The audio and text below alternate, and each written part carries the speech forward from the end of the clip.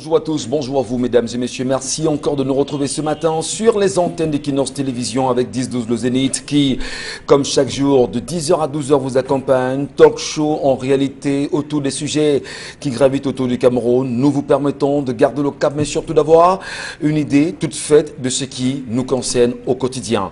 Nous en profitons pour saluer toutes les femmes qui ce matin sont déjà bien sûr connectées devant le petit écran et qui certainement se retrouveront dans les sujets qui seront en débat. N'oubliez pas tout à l'heure la colère du jour, comme tous les matins. N'oubliez pas également la revue des réseaux sociaux avec Karine Santia, mais surtout, et surtout, peut-être aussi encore ce matin, nous reviendrons sur quelques interpellations. L'histoire du jour, c'est dans un instant également avec Dominique Audrey Oyengelek. Et comme vous le savez, la famille est encore là, véritablement réunie, ensemble pour la même mission.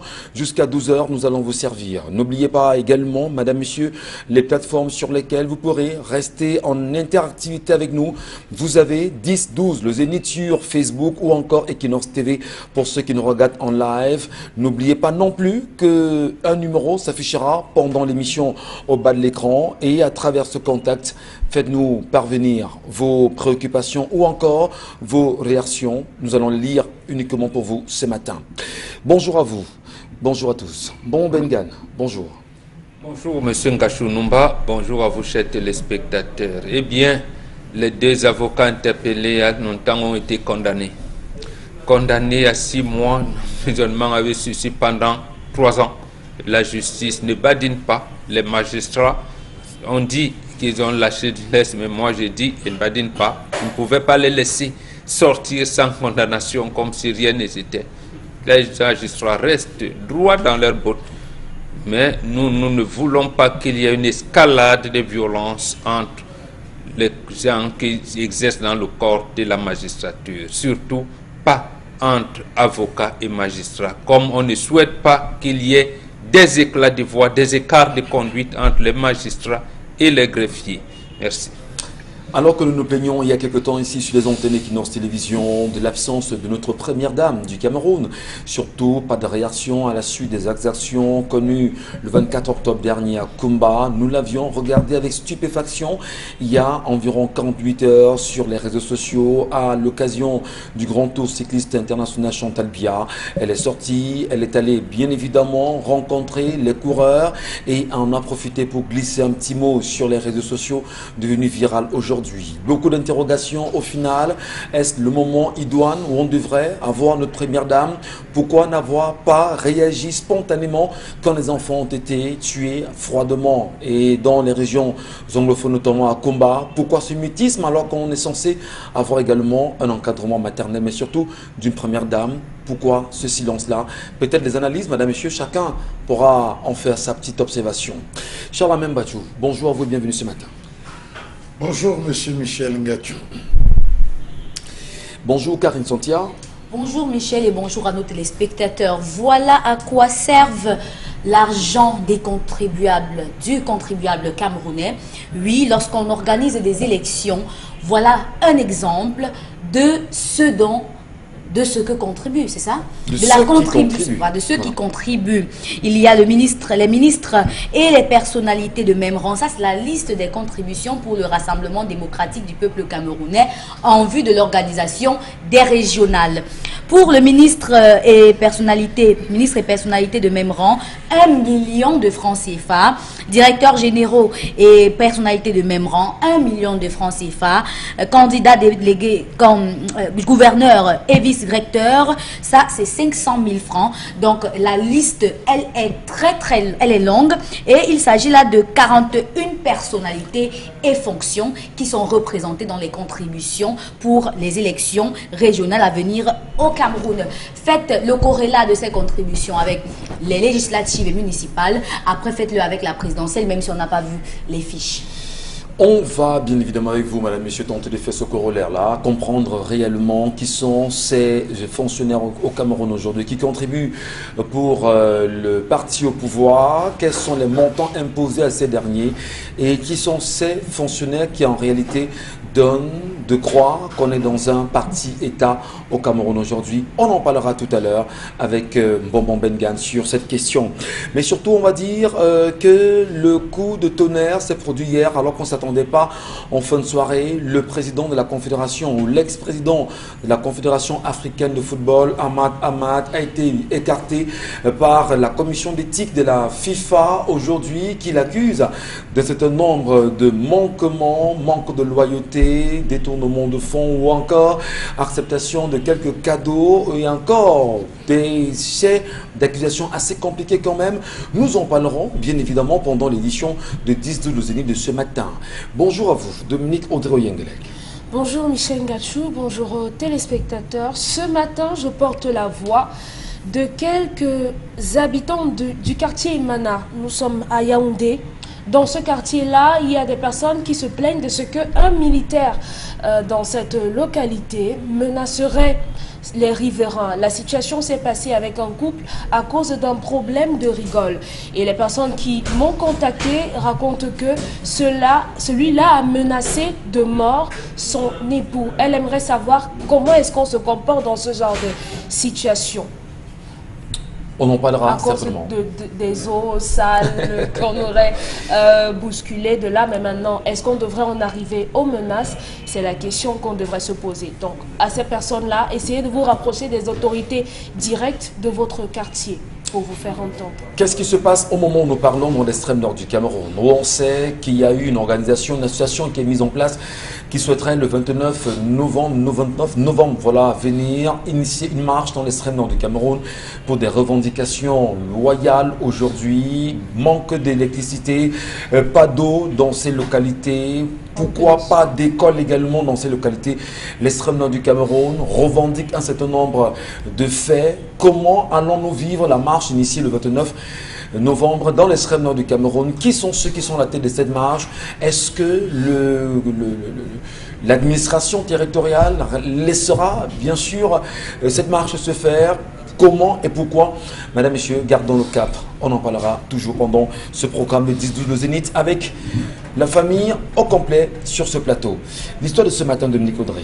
Nous sommes suspendus à vos lèvres. Oui, c'est l'histoire d'une jeune femme âgée de 24 ans par là. Elle dit que elle vit dans la région de l'Est au Cameroun et qu'elle est pharmacienne. Elle dit qu'elle touche la somme de 80 000 francs et qu'elle est l'aînée en fait d'une famille de 2 enfants. Elle est l'aînée et elle a son petit frère. Elle a rencontré un homme de 32 ans qui lui vit dans la ville de Douala, voilà, oui. Il vit dans la ville de Boumniébel, pardon, Boumniébel. Et dans cette localité-là, elle mentionne qu'il n'y a pas véritablement de pharmacie, mais que son vis-à-vis, son conjoint, son copain, son partenaire, si vous voulez, lui a proposé de quitter son travail et de venir la rejoindre pour s'installer à Boumniébel. Donc, justement, là-bas, il n'y a pas de pharmacie où elle pourra officier. Elle raconte qu'elle a une épargne globale d'1 million de francs CFA et elle aimerait savoir est-ce qu'elle devrait quitter son travail pour le mariage. Elle raconte qu'ils ont déjà fait des examens prénuptiaux et que ce n'est que lorsqu'ils auront les résultats qu'ils parleront de leur relation, de leur situation à leur famille respective. Donc, elle aimerait savoir ce qu'elle devrait faire et est-ce que c'est possible d'avoir un business d'1 million de francs CFA qui puisse porter. Voilà, c'est une préoccupation, en même temps c'est une histoire, pourquoi pas. Et certainement des réponses seront trouvées ce matin, des propositions également. Madame, Monsieur, merci de garder le bon cap. Vous connaissez les plateformes, on vous l'a très bien dit, 10-12 Zénith ou encore Equinox TV. Nous vous attendons et nous attendons bien évidemment vos réactions. Prenons les différents points de vue. Nous commençons par vous, Karine Santia. Qu'est-ce que ça vous inspire ce matin? Que dites-vous à la dame qui pose son problème ce matin? Vous l'avez quand même entendu, non, Karine? Je l'ai entendu, mais je ne conseillerais pas à cette femme de partir. De partir à Boumniébel? À s'installer avec le monsieur. Pour quelle raison? On ne quitte pas l'établi pour suivre un inconnu. On ne quitte pas mieux parce pour suivre un inconnu. parce que ce qu'elle a aujourd'hui, c'est qu'elle a 24 ans et elle peut trouver l'homme de sa vie à n'importe quel moment. Et si c'était le bon? Comment elle sait que c'est le bon? Qu'est-ce qu'elle saura? Comment fera-t-elle? C'est en partant de rester avec lui qu'elle saura si c'est le bon. Il ne l'a pas épousé, il ne l'a pas doté. Peut-être que la famille ne le connaît pas parce qu'ils sont encore dans les cachets, on fait quand même les examens pour voir si on peut avancer. Ouais. Et il veut déjà qu'elle vienne s'installer avec lui, qu'elle n'accepte pas. Qu'elle n'accepte pas. Qu'elle n'accepte pas, c'est pas comme ça que ça se passe. Pour demander cela à une femme, vous rencontrez sa famille. Vous dites à sa famille que j'aimerais, j'aimerais, j'aimerais, et la famille vous donne les conditions pour partir avec leur fille. C'est quand vous avez déjà rempli ces conditions que vous partez avec leur fille. Vous partez à Boumiébel et qui de Bafoussam. Ça veut dire que vous la coupez littéralement de sa famille, même s'il y a le téléphone portable, il y a le transport pour se retrouver. Il n'est pas question qu'elle quitte. Elle a un travail. Je ne mets pas l'argent devant, puisque on m'a dit que je mets l'argent devant. Elle a un travail, elle a un capital. Elle n'a pas de business plan. Elle-même, elle demande qu'elle peut faire quoi avec 1 million. Elle n'a même pas de business plan. Elle ne peut pas, de but en blanc, se lever et aller s'installer comme ça. Pour n'importe quel déplacement, on prépare. Même quand on affecte un fonctionnaire, il a le temps de se préparer pour aller s'installer. C'est pas que dès qu'on dit qu'il y a telle chose, elle y va. Non, non, non. Et je sais pas. Il ne faut pas qu'elle pense que ce mariage-là sera... C'est même pas un mariage. C'est même pas le mariage. C'est même pas le mariage. Ils sont encore en train de se goûter. Le gars veut goûter tous les jours. Donc, c'est pas le mariage. Ils sont encore dehors. C'est les copains, copines. Il n'y a pas d'intérêt à ce qu'elle quitte Vous écartez le fait qu'elle peut être très amoureuse. Vous écartez le fait que les deux peuvent être... Quand elle va finir d'être amoureuse 2 mois après, quand elle n'aura pas de salaire, s'il vous plaît. Les hommes aiment les femmes qui se prennent en charge. C'est clair. Maintenant, si, ils aiment les femmes qui se prennent en charge. Et elle est bien à ses yeux, l'homme là, parce qu'elle se prend en charge. Quand elle va arriver avec lui, d'abord 3, 2, 4 mois, l'argent qu'elle a investi ou encore qu'elle avait réservé va terminer. Elle n'aura pas l'occasion peut-être de faire un business là-bas. Elle va devoir recommencer. Et si elle ne trouve pas, comme elle dit qu'il n'y a pas de pharmacie, ou encore elle ne trouve pas de plantation où elle peut faire directement des activités qui vont lui donner des revenus, je vous assure qu'elle va devoir recommencer sa vie à zéro. Avoir une formation et se retrouver à vagabonder là, c'est vous qui perdez. Elle a 1 million de francs CFA, Karine Sotia. Oui. Vous croyez qu'avec 1 million, rien n'est réalisable? Elle veut d'abord réaliser quoi? En réalité, elle vous dit qu'elle... C'est pas dans ma tête qu'elle va puiser ce qu'elle veut réaliser. Elle pense qu'avec 1 million, puisqu'elle a quand même fait une formation dans la pharmacie, je pense bien, elle peut faire quelque chose avec ça. Quoi? Elle va acheter les remèdes et vendre. Je sais pas, moi, elle va aussi avoir les kiosques de médicaments. C'est pas comme ça que ça se passe. Ce n'est pas comme ça que ça se passe. Son problème ne devrait pas être de est-ce que je dois aller m'installer avec lui. Son problème, ce n'est pas ça. Le véritable problème de cette fille, c'est comment est-ce que je peux être rassurée que cet homme-là est l'homme de ma vie. Comment est-ce qu'on est rassuré? Comment est-ce qu'on est rassuré quand le gars fait les premiers pas? Qui fait les premiers pas? C'est pas en restant dehors, vous êtes en train de vous voir par rendez-vous quand il arrive ici, vous ne vous connaissez même pas. Vous ne vous connaissez même pas. Il habite à Boumiébel, donc ils viennent de temps en temps ici se rencontrer. C'est même pas qu'ils ont déjà passé peut-être 2-3 semaines ensemble. L'histoire ne nous dit pas si la famille ne connaît pas le gars aussi. Hein. L'histoire ne nous a pas dit si elle connaît aussi. On va en parler après. L'histoire ne nous dit pas qu'elle connaît, l'histoire ne nous dit pas qu'elle ne connaît pas. Et l'histoire nous dit quand même qu'ils ont fait les examens. Et personne n'a dit dans l'histoire que la famille a accepté qu'ils fassent les examens. Donc moi je reste sur le fait qu'ils ne connaissent pas. Ils vont commencer à parler de mariage après. Ils ne se connaissent pas. Elle n'a pas intérêt à se déplacer. Et si elle arrive là-bas, que c'est un coupé de tête. Si elle arrive là-bas, que c'est un trafiquant d'ossements humains, elle fera quoi? Non, non, non.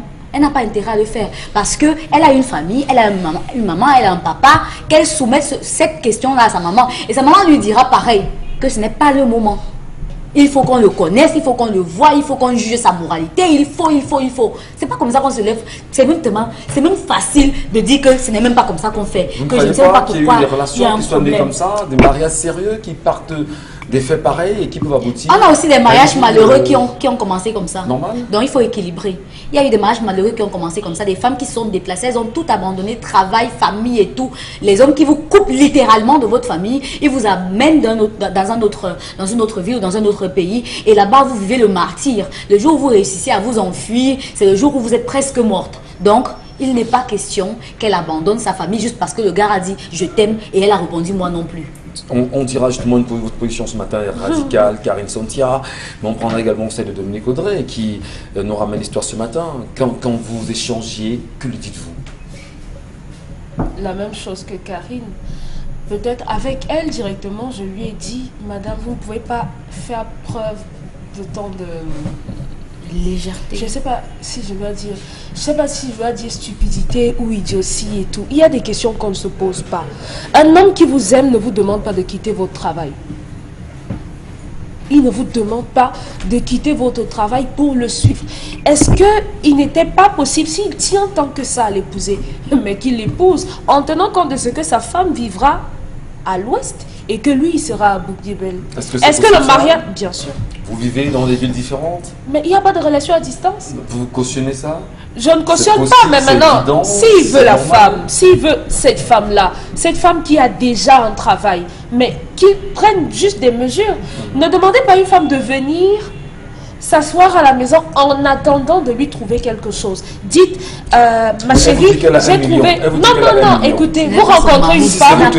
C'est votre frère justement qui est dans cette dimension et votre frère veut être un homme heureux. Vous êtes sa soeur, vous lui dites quoi? Un homme heureux. Oui, si c'est mon frère, je vais lui dire, arrête la sorcellerie. Tu ne tires pas de plan sur la comète avec l'argent que quelqu'un a eu avant toi. Cette femme a 1 million, ça ne te regarde pas. Les 1 million, elle peut décider de donner ça à sa mère. Et maintenant, c'est juste une femme qui n'a rien, qui n'a que ses 80 000 à la fin du mois de novembre. C'est avec ça que vous devez vous établir. Et ce n'est même pas encore votre femme. C'est quoi ce mariage? Bon, on va nous expliquer. C'est quoi ce mariage qu'on ne tisse qu'entre 2 personnes ici? Et vous voulez déplacer... Moi, le problème, ce n'est même pas avec l'homme. Oui, ça commence entre 2 personnes. Mais maintenant, faire ce genre de déplacement implique la famille. Parce qu'il y a beaucoup d'histoires autour de nous où les femmes sont parties de chez elles. Elles se sont retrouvées chez ces hommes-là et après, c'était plus trop ça. C'était tout sauf le mariage. Elles se sont retrouvées dans des maisons où elles étaient soumises à des pratiques occultes. Simplement au nom du mariage. Et la question qu'elle se pose est légitime. Est-ce que je dois laisser mon travail pour le mariage? Non, non, non et non. Votre travail est tout. Votre travail est tout. Lorsque vous avez le travail, vous pouvez tout avoir. Vous pouvez tout avoir. Et en grandissant, chez certaines personnes, on leur dit allez à l'école. Lorsque tu iras à l'école, tu auras ton travail et ton travail sera ton premier mari. Parce qu'avec ton travail, tu pourras avoir tous les hommes que tu veux. Donc une femme qui se respecte à cette époque de la vie, une femme qui veut se faire respecter à cette époque de la vie doit pouvoir être indépendante. Et il ne faudrait pas... La crainte dans ce que vous dites, Dominique Audrey, il faudrait que la femme s'assume d'abord, avant de rentrer dans un mariage. Bien sûr, bien. Bien sûr. Mais vous savez, à 16 ans, à 18 ans, on peut aller en mariage. Moi, je ne suis pas pour ce mariage-là. À 16 ans, on peut y aller, mais qu'est-ce que vous dites donc de celles qui vont en mariage à 18 ans? Je ne suis pas pour ces mariages-là. À 18 ans, vraiment, je ne suis pas d'accord. En tout cas, à mon avis, je ne suis pas d'accord pour qu'une fille aille en mariage à 18 ans. Parce qu'elle ne sait rien. Elle n'a jamais rien vécu. Elle est tellement immature que là-dedans, elle commettra beaucoup de gaffes. Et après, on imputera ça. Certains hommes imputeront ça à l'éducation que sa mère lui a donnée. Pourtant, il y a des personnes pour qui la puberté, les hormones et tout ça agissent avec un peu de retard, et si on se retrouve dans un foyer à gérer un certain nombre de responsabilités, on ne pourra pas être à même. Donc moi je ne suis pas pour ces mariages précoces là, 16 ans, 18 ans, non. Donc, mais maintenant celle-ci, elle peut évidemment se marier, mais maintenant elle ne doit pas laisser son travail pour se marier. Elle ne doit pas investir de son argent pour pouvoir suivre cet homme-là. Si cet homme vous aime, madame, qu'il fasse le nécessaire pour que vous soyez avec lui. S'il vous aime, qu'il vous trouve un travail à Bouk-Djebel, et là vous pourrez le retrouver. Je suis désolée, vous ne pouvez pas être d'accord parce que pour vous, c'est le mariage pour le mariage et tout. Je ne suis pas contre le mariage, mais maintenant ce n'est pas comme si le mariage sans le mariage n'en est pas... Est-ce que c'est pas tranché également? Parce que qu'est-ce qu'il dit en réalité? Que la femme ne peut pas être le déclic du bonheur d'un couple, d'une famille, pour demain. Parce que vous le dites, elle a ces 1 million qu'elle les gâte simplement. Ça ne concerne elle peut en faire ce qu'elle veut, elle peut me remettre à sa maman, vous le dites très bien. Mais pourtant, qui vous dit justement que cet homme n'a pas une bonne moralité, et avec les 1 million qu'elle détient aujourd'hui, ils peuvent partir sur cet homme doit s'appuyer sur l'argent qu'elle a épargné. Michel Ngachou, c'est ce que vous voulez nous dire là? Je pose la question. Non, ne posez pas ce genre de questions, ce n'est pas normal. Ah bon? Ça veut dire que vous et moi, on décide de se mettre ensemble. J'ai un compte bancaire fourni de 3 millions et vous estimez qu'on doit surfer sur ces 3 millions pour que vous soyez heureux. Non, mais la question justement... Non, monsieur, on se connaît, je suis foiré. Je n'ai rien du tout, je n'ai rien du tout. Donc, si vous m'aimez comme ça, vous oubliez tout ce que j'ai eu avant vous, parce que ça ne vous engage pas. Parce que est-ce que c'est vous demain qui irez pendant le mariage demander, permettez Dominique Audrey. Oui. Demain justement, vous le dites très bien, et demain on va se marier. Oui. Quand on va se marier, vous direz, Bien commun? Non, je suis pour la séparation des biens. Merci. Charles Abem Batchouf, nous vous écoutons ce matin. Lorsque vous écoutez vos cadettes sur le plateau, vos sœurs, vos filles en même temps s'exprimer cette question, vous aussi vous en faites forcément une analyse. Comment vous appréciez l'histoire de ce matin et les déclarations faites jusqu'ici? Chez les occidentalisés... Monsieur Michel Laissez Charles Abem s'exprimer, je vous en prie. l'argent est très nocif. Très nocif. Cette fille nous aurait raconté son histoire tranquillement, mais il fallait absolument qu'elle nous précise qu'elle a 1 million. Vous avez vu que tout le débat ne tournait que sur 1 million. Sauf moi. Vous avez parlé de... Pas du tout. Laissez, Pas du tout. C'est la télévision. Pas du tout. Vous avez parlé de 1 million. Pas du Donc, tout. monsieur Il a Michel parlé de son Gathiou, travail. pour un peu qu'on a soulevé la question de 1 million, vous avez vu, ça fait changer les femmes. Oui. Le mariage, c'est un concept à part. C'est loin de vos doctorats en histoire, géographie, mathématiques. On ne peut pas mettre l'intelligence dans le mariage. Lorsque vous amenez l'intelligence dans le mariage, vous tuez le mariage. Le mariage, monsieur Michel Gathiou, et là, permettez-moi de préciser, celui qui a l'intelligence n'a pas la sagesse. Vous ne pouvez pas avoir les deux. Soit vous êtes sage, soit vous êtes intelligent. Ici, on amène l'intelligence dans le mariage. Je veux être intelligente. Première chose, je lui dis que je suis foiré. Deuxième chose, je lui dis qu'il vient voir. Troisième chose, il jongle comme ça. C'est l'intelligence. Quand vous voulez donc réfléchir, c'est comme l'interprétation de la Bible. Quand nous fait une interprétation intelligente de la Bible. Dieu dit que tu quitteras ta mère, tu t'attacheras à une femme. Non. Ça, c'est une réflexion intelligente. Tu t'attacheras à ta femme Rachel, à ta femme Paulette, à ta femme Janine, Interprétation bantou. parce qu'il a dit, tu aimeras ton prochain comme toi-même. Il aurait dit, tu aimeras tes prochains, parce que je suis ton prochain, elle est ton prochain, ça fait le pluriel. Monsieur Michel Gathiou, permettez-moi de vous dire que, quelles que soient les assurances qu'on peut avoir, le mariage reste un risque, un danger, une épreuve à plusieurs variantes. Un risque, un danger, une épreuve à À plusieurs variantes. Vous avez des gars Trois qui dimensions. jurent Jésus, Marie, Joseph quand ils sont dehors. Lorsque la femme entre 6 mois, ils deviennent alcooliques, un boxeur, un violon. Vous avez des hommes qui sont pieux. Je ne fume pas, je ne bois pas, je ne cherche pas. Mais dès que la femme entre, c'est le plus grand polygame. C'est des épreuves à plusieurs variantes. Elle est dehors, que c'est-elle? Qu'a-t-elle vécu, monsieur Michel Gathiou? Le mariage exige des sacrifices. Premièrement, la soumission. Deuxièmement, la disponibilité. Troisièmement, la maternité. Lorsqu'elle va rentrer, il faudrait d'abord se soumettre à ces 3 premiers principes. La soumission, respecter ton mari. Entrer, sortir avec l'éducation de ta mère. Et pour écouter celle de ta belle-mère. Et mettre en pratique celle de ton mari. Première chose, la soumission. Madame, tu ne sors pas, tu ne sors pas. Quel que soit tes doctorats, tu ne sors pas. Deuxième point, la disponibilité sexuelle. Lorsqu'on se marie, monsieur Michel Gathiou, la femme a un devoir d'épuiser son mari. C'est ça. D'épuiser son mari. Mais vous risquerez justement de faire une déflagration. Non, monsieur. Mais le danger, monsieur, Charles Abem Batchouf, Monsieur Michel.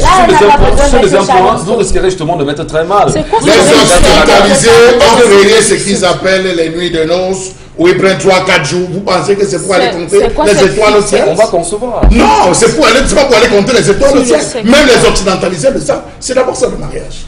Le sexe. Le mariage, c'est manger et sexer. C'est d'abord ça le mariage. C'est ce Super. qu'on doute. La troisième chose, la maternité. Après un an, lorsque vous avez décidé d'aller, vous avez des besoins. Sauf que il y a 3 personnes qu'on ne conseille pas. Le nouveau riche, le vendeur de terrain et la femme amoureuse. Cette fille est très amoureuse. Elle a déjà pris sa décision. 1, elle veut vivre avec un homme. 2, elle veut déjà faire un enfant. 3, elle a 1 million. Donc même si elle quitte, vous venez lui dire, je dis qu'elle ne quitte pas. Je lui dis, ma chérie, pars, sans ton cœur. Mais la seule chose que je te conseille, associe 2 ou 3 membres de la famille avec toi. Tu leur dis, voilà, j'ai pris la décision, j'ai rencontré l'homme de ma vie. Je souhaiterais prendre ce risque, traverser cette épreuve. Je souhaiterais que vous m'accompagniez. Et là, l'homme ne vient pas. Je souhaiterais que vous m'accompagniez. Quand on parle d'accompagner, c'est pas que la famille se lève pour aller. Je dis bien vous m'accompagner. Il faut comprendre ce qu'on a entendu. Je parle là-bas, il faut que la famille m'accompagne. Maintenant, la famille va dire, ok, comme tu souhaites et tu désires t'engager, nous sommes prêts à t'accompagner. Quelles sont les garanties, monsieur Michel Gathiou? C'est au niveau des garanties. Et même ça, lorsqu'une femme est très amoureuse, elle réussit à négocier les garanties pour son gars. Merci beaucoup, Charles Membadou. On va raconter. On va raconter. Je parle de sa famille. Permettez les filles. On aura la famille peut pas. On aura le cas de sa famille. C'est la famille. On va s'expliquer. On va s'expliquer tous les. On va s'expliquer ensemble. Vous êtes là, je vous en prie, Karine et Dominique, permettez. Bonbon Bengan nous donne son point de vue justement. Bonbon Bengan, comment est-ce qu'on sanctionne ce type d'engagement pour la jeune femme? Elle a 1 million, elle est très amoureuse, elle veut avoir un mari, mais celui-ci en même temps lui dit, ben, tu quittes la zone où tu es, tu me retrouves où je suis. Et mes questions sont posées sur ce plateau ce matin. Est-ce que, dans un premier temps, avec 1 million, ils ne peuvent pas, même si l'homme ne fait rien, s'engager et lancer une activité qui puisse être un déclic pour lancer la famille, d'un premier point. Deuxièmement, et si l'homme était justement la chance, l'homme de sa vie, qu'est-ce qu'elle doit faire? Est-ce qu'il faudrait, pour finir, suivre les orientations de Dominique Audrey et Karine ici, pour écarter cette fille justement du chemin qui semblerait être intéressant pour elle? Bon, s'exprime, je vous en prie les filles. Bon, je vous écoute. Non, nous vous écoutons. C'est un gigolo. Non, c'est là... Il n'est pas gigolo en passant. Mais puisqu'il veut faire les programmes sur ça, vous faites les programmes sur les 1 million. Non, c'est pas ça. Gigolo, c'est autre chose. Est-ce qu'il sait qu'elle a 1 million, Dominique? Mais puisque Michel dit qu'il faut qu'il se projette, est-ce qu'il faut pas on s'en tire l'histoire. Merci beaucoup. Bon, nous vous écoutons. Non, en fait, c'est l'immaturité de poser des problèmes essentiels quand on veut s'engager pour la vie. Donc cette femme est immature. Et beaucoup de femmes sont dans cette situation-là où, comme disait Charles Hamel, bon, je vais perdre mon argent, je vais perdre mon emploi. Mais sachons tous que on quitte toujours d'un problème, d'un point connu vers l'inconnu. Comment on fait un saut dans l'inconnu? Et lorsque c'est pas la même chose quand on inscrit un enfant à l'école à 3 ans, d'abord lui on réfléchit à sa place. Maintenant, quand vous commencez à évoluer, que ferait cette femme si le fiancé vivait en France où il y a des pharmacies?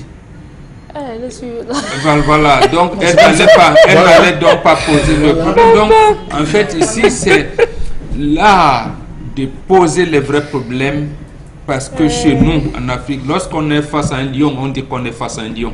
Elle est immature dans l'art de poser des questions. Poser des questions ici voudrait qu'elle devait laisser. À la limite, elle peut poser le problème de son emploi, mais pas d'argent. Parce que d'abord, le gars n'est pas connu dans la famille. Donc, c'est donc immature de poser le problème. Il aurait été mieux pour elle de poser le problème en disant, j'aime mon gars, il a telle situation, il a, moi je veux l'engager. Là, ça se comprendrait. Mais vous voyez donc que ici, c'est l'intérêt matériel qui prime sur l'amour qu'on pourrait avoir. Maintenant, elle veut assumer la maternité. Le gars peut bien lui filer une grossesse. Et après, comment elle va poser le problème? Elle posera mal le problème. Or, c'est elle qui veut assumer sa maternité. C'est légitime. C'est d'ailleurs noble. Maintenant, si dit donc au gars, bon, elle va mal poser le problème en disant, Dieu dit, moi, je voulais que je perde le travail. Elle va oublier que c'est elle-même qui a voulu assumer sa maternité. Vous voyez comment les jeunes filles aujourd'hui posent mal les problèmes. Elles posent mal le problème. Or, quand on va dans le mariage, c'est généralement le saut dans l'inconnu. C'est pour ça, comme c'est la recherche du bonheur, on associe tout le monde. Elle ne devrait donc pas partir de son compte bancaire. Et là, c'est son argent. Voilà. Même le travail devait d'abord laisser dire, j'aime les noms. Maman, ces gars, comme elle aime souvent dire aujourd'hui, mon cœur a flashé. Et je fais comment? Et le gars, il est là-bas. C'est maman qui commence à dire, est-ce que, appelle-moi ce garçon. Voilà. Donc, le problème même des activités génératrices de revenus qu'elle pourrait avoir, ainsi, il y a des gens qui ont fait des études de pharmacie, ils ne travaillent pas dans la pharmacie. Oui. Il y en a qui ont fait. Donc, la reconversion socio-économique peut s'opérer à tout moment. Donc, qu'elle pose clairement le problème, mon cœur a flashé. J'aime mon gars, je veux me marier. Quelles sont les conditions? Maman, aide-moi, quelles sont les conditions pour savoir que ce gars est bon ou pas. Maman, aide-moi. Si maman pense comme Dominique Odro, Karine, qu'est-ce qu'on fait? Maman ne pense pas comme moi. Si maman pense comme Dominique Odro, Karine, qu'est-ce qu'on fait, maman? Pas moi, parce que vous n'êtes pas. À ce moment-là, maman l'aura aidé à échouer. Dominique ou Karine? Maman l'aura aidé à échouer. Ah, donc Dominique Odro, Karine. L'intérêt, ou pour dire ce que Charles Amel a dit en d'autres termes, l'intérêt dans le mariage, c'est pas matériel. Vous mettez, vous faussez tout. Vous faussez tout. Sauf qu'il n'y a pas de Vous mariage. faussez tout. J'ai dit bien, le mariage a 3 variantes. Le gars ne lui a même pas parlé. Le respect, l'accompagnement et l'assistance. Viens habiter avec moi, c'est pas bien. Quand maintenant, puisque dans ces choses-là, Aide-moi à souffrir. ah voilà, parce que vous mettez le matériel devant. Dans ces choses-là, il faut décliner ça en ceci, en 3 variantes également. Les premiers mois, les premières années, c'est ce qu'on peut appeler l'acclimatation. Vous cherchez à vous connaître. Ensuite viendra l'étape du soupçon. Comment vont vivre donc le soupçon étant loin? Et en dernière analyse, dernière étape, quand les enfants seront grands, vous allez vous retrouver, vous vivez comment? Donc voilà, c'est les étapes de mariage, comment on peut le poser. On ne le pose pas simplement parce que le cœur a flashé. Quand le cœur flash, retirez-vous, laissez les autres parce que personne ne voit sa nuque. Merci Mohamed Gad, merci à vous mesdames et messieurs. Vos propositions également sont attendues sur l'histoire de ce matin. Qu'est-ce que cela vous inspire? Que dites-vous? Effectivement, on vous attend. Et dans un instant, parlons de la colère sur Equinox.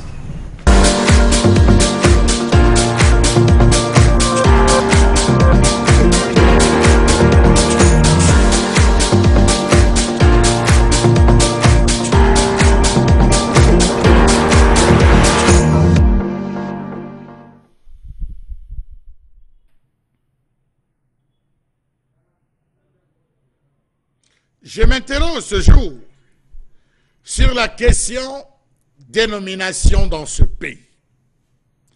À quelle nomenclature obéissent les nominations dans ce pays? Les gens courent pour tout, même pour les nominations comme intérimaires. Il est un fait, il y a tellement de nominations d'intérimaires qui ont fini par être las, des personnes qui ont fini par se faire oublier à leur poste d'intérimaire. Comment comprendre que même pour avoir une simple mutation dans ce pays, il faut engager une série, une succession de procédures. Il faut tripatouiller à gauche, il faut choco à droite pour être muté. Peut-on être fier de certaines nominations dans ce pays quand on sait que tout un système est animé, on va le dire, par un esprit de choco? Comment comprendre que sous nos cieux, les nominations obéissent à un réalisme étrange, un réalisme véritable, un réalisme à nul autre pareil, entre guillemets, dit-on, le partage du gâteau national? Comment comprendre que le culte du mérite ait foutu le camp dans ce pays? Comment comprendre que les nominations n'obéissent à aucune norme, sinon celle, se plaint-on dans les couloirs des différents ministères, celle du choco? Comment comprendre que les nominations au Cameroun ne relèvent plus du génie ni du mérite, mais des réseaux qui temporisent la vie politique du pays? Comment comprendre que les postes politiques au sein du régime en place obéissent à plusieurs ordres, parmi lesquels l'équilibre régional, l'adhésion RDPC, l'appartenance à un parti de la majorité, l'influence de certaines familles proches des instances décisionnelles, telles peuvent être les récriminations que les uns et les autres portent dans les couloirs et sous cap à l'endroit de l'équipe dirigeante? Comment comprendre que les grandes institutions du pays sont devenues la chasse gardée de certaines personnes qui les occupent? Les exemples sont nombreux et la liste est loin d'être exhaustive. Comment comprendre que pour être nommé, il faut automatiquement entrer dans les bonnes grâces du pourvoyeur du poste qui au Cameroun jouit du pouvoir discrétionnaire? Comment comprendre que pour y parvenir, l'on ait recours à plusieurs strates: corruption, trafic d'influence, favoritisme, clientélisme, copinage, népotisme, tribalisme, compromission de toutes sortes? Les dernières actualités, on va le dire, de la Ligue de football professionnel du Cameroun et de la FECAFOOT nous auront appris un ensemble de choses au vu des différentes sorties des acteurs pour présenter l'équipe dirigeante. Comment comprendre que les détenteurs de ce fameux pouvoir discrétionnaire, eux-mêmes nommés discrétionnellement, ne se sont distingués ni par leur probité, ni par leur rectitude morale, ni par leur ardeur au travail, encore moins par leurs compétences. Voilà bientôt 2 mois qu'enseignants et élèves ont repris le chemin des classes pour le compte de l'année scolaire 2020-2021. Jusqu'à ce jour, de nombreux enseignants qui ont sollicité une mutation, une affectation pour diverses raisons, notamment maladie, regroupement familial, continuent d'attendre la note de Madame la ministre qui n'arrive pas. D'aucuns même ont réussi à se faire interner parce que très malades, ils ont respecté toute la procédure en termes de constitution des dossiers. Ils ont réussi à être reçus au niveau du ministère, mais jamais rien n'a bougé, même lorsqu'ils ont été présentés les documents attestant de ceci qu'ils doivent être obligatoirement affectés dans une autre zone. Savez-vous que même les diplômés de la QV 2020 de l'ENS, École normale supérieure et INSET, continuent d'attendre au quartier, pourtant dans un environnement marqué par un manque criard en personnel enseignant, un manque qui s'est aggravé cette année avec le système de mi-temps imposé par le Covid. Allez au lycée de Japoma, allez au lycée de Niala pour vous rendre compte qu'il y a un véritable souci en termes de personnel enseignant. Pourquoi ne sont-ils pas mutés? Pourquoi ne sont-ils pas affectés? Pourquoi ne prend-on pas en compte? Point d'interrogation. Savez-vous que même au niveau des nominations des responsables des lycées et collèges, c'est encore un silence indicible. Pourtant, de nombreux responsables sont frappés déjà par la limite de la retraite. On compte pas moins de 300 responsables d'établissements qui aujourd'hui sont frappés par la retraite, mais qui à ce jour n'ont pas encore été affectés. Ils sont fatigués, ils peinent à arriver dans les lycées et collèges parce que les pieds et les jambes ne tiennent plus. Ils sont fatigués. Hélas, pas de nomination, pas d'affectation ou encore de mutation. Pourquoi est-ce que cela traîne? Pourquoi est-ce que cela piétine? Savez-vous que l'as d'attendre que Mme Nalova Lyonga se décide?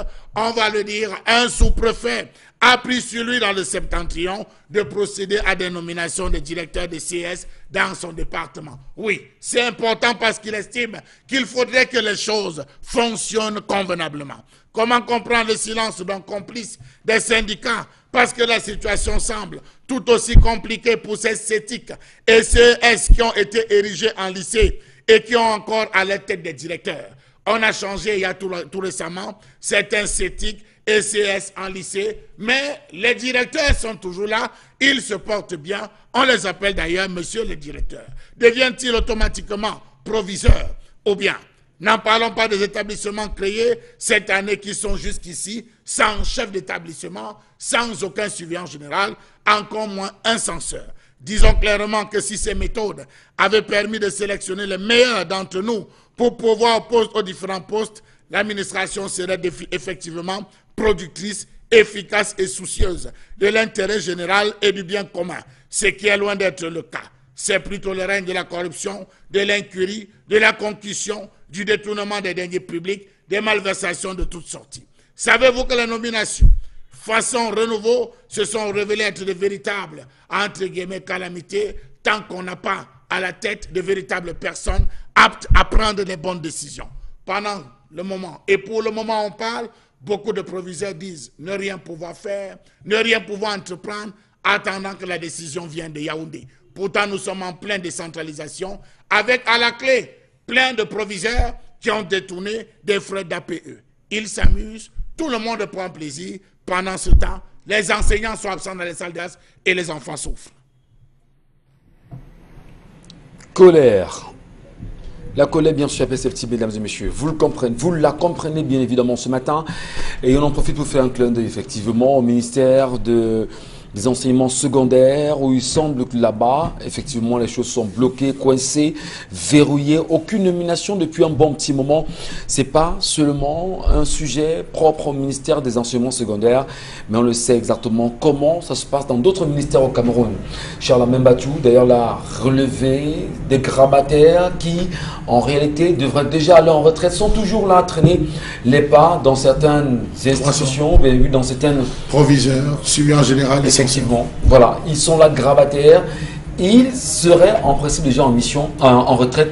Malheureusement, ils sont toujours en fonction. C'est un phénomène quand même qui n'est pas nouveau aujourd'hui dans le Cameroun. C'est un phénomène où, va-t-on dire, qui est reconnu. Quand il est reconnu, c'est devenu normal. Pourtant, c'est anormal, mais c'est devenu normal. Qu'est-ce qui peut expliquer justement qu'on en arrive à cet état des choses, alors qu'il y a des textes au Cameroun qui encadrent effectivement les logiques de nomination, les logiques d'affectation, les logiques justement de départ à la retraite? Pourquoi ça traîne à ce niveau? Bon, je pense que Charles Ateba-y est né de glorieuse mémoire, l'avait dit dans son livre, c'est la politique des réseaux. Politique des réseaux, rien ne justifie ça autrement. Vous êtes dans un bon réseau, vous restez. Et ça me rappelle un cas que nous aimons nous rappeler souvent, nos confrères Bobby Okono du journal Kalara, de Josette Ripo Essomba, qui est décédée, je pense, en 2018, oui, c'était le 19 juillet, jeudi le 19 juillet 2018. Elle est restée inspectrice générale des services au ministère de la Justice pendant 30 ans. Elle est morte à 80 ans. Bon, vous voyez, elle est morte à 80 ans en 2018. Elle était toujours... Dès qu'elle y est arrivée, elle avait 50 ans. Voilà, elle y était toujours au ministère de la Justice. Bon, vous savez, c'est courant comme ça. Il y a même des fois, je ne sais pas quelle nomination le ministre Femme Dongo a procédé dernièrement en nommant les morts. Or, il a d'ailleurs envoyé des messages de condoléances à ses collaborateurs enseignants d'université qui étaient décédés. Mais la prochaine nomination, il les a quand même opposés. Non. L'autre chose, la chose principale, en fait, parce que vous avez parlé de la norme. La norme voudrait qu'il y a des niveaux de responsabilité que le ministre peut procéder à des nominations, bon, je dirais, sans consultation discrétionnaire, là, un pouvoir discrétionnaire pour un type de norme. Il y a un autre type qui dépend de l'appréciation du Premier ministre et un autre beaucoup plus graduel encore qui dépend du président de la République. Donc, à ce moment-là, le ministre fait des propositions de nomination et ça reste dans le couloir et de la primature, parce que si Charles Lamel nous amène dans le couloir des ministères et singulièrement le ministère en charge des enseignements secondaires. Donc, que dit la primature des nominations des proviseurs des lycées et censeurs? Donc, on attend que la hiérarchie décide.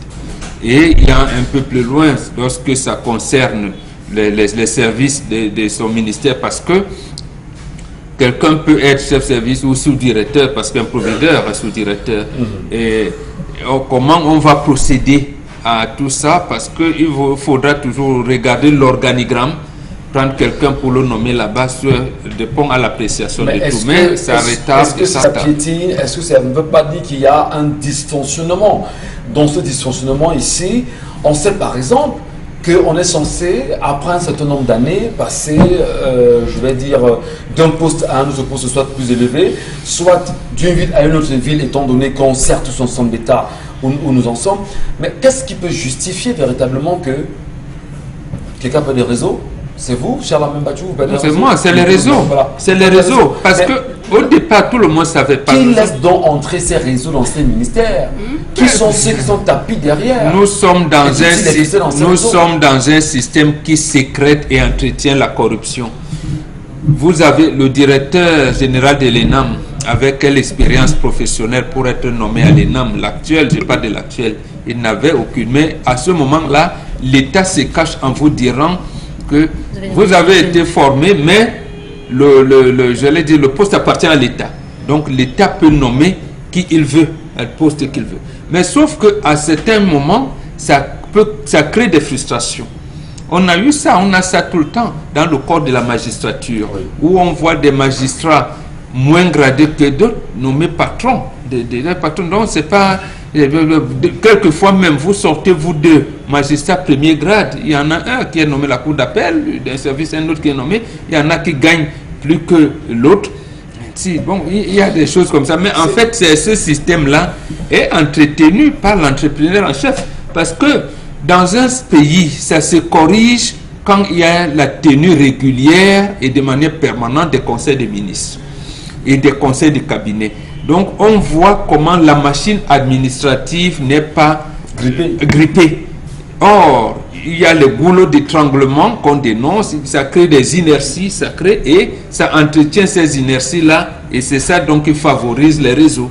En même temps, la question est posée ce matin. On aimerait bien savoir quelles sont les frustrations que vous aussi vous avez en tant que Camerounais. Si jamais vous êtes fonctionnaire, si jamais vous êtes toujours en attente d'une nomination depuis des mois ou encore des années, et que vous êtes encore au même endroit, comment est-ce qu'on peut l'interpréter? Comment vous l'interprétez?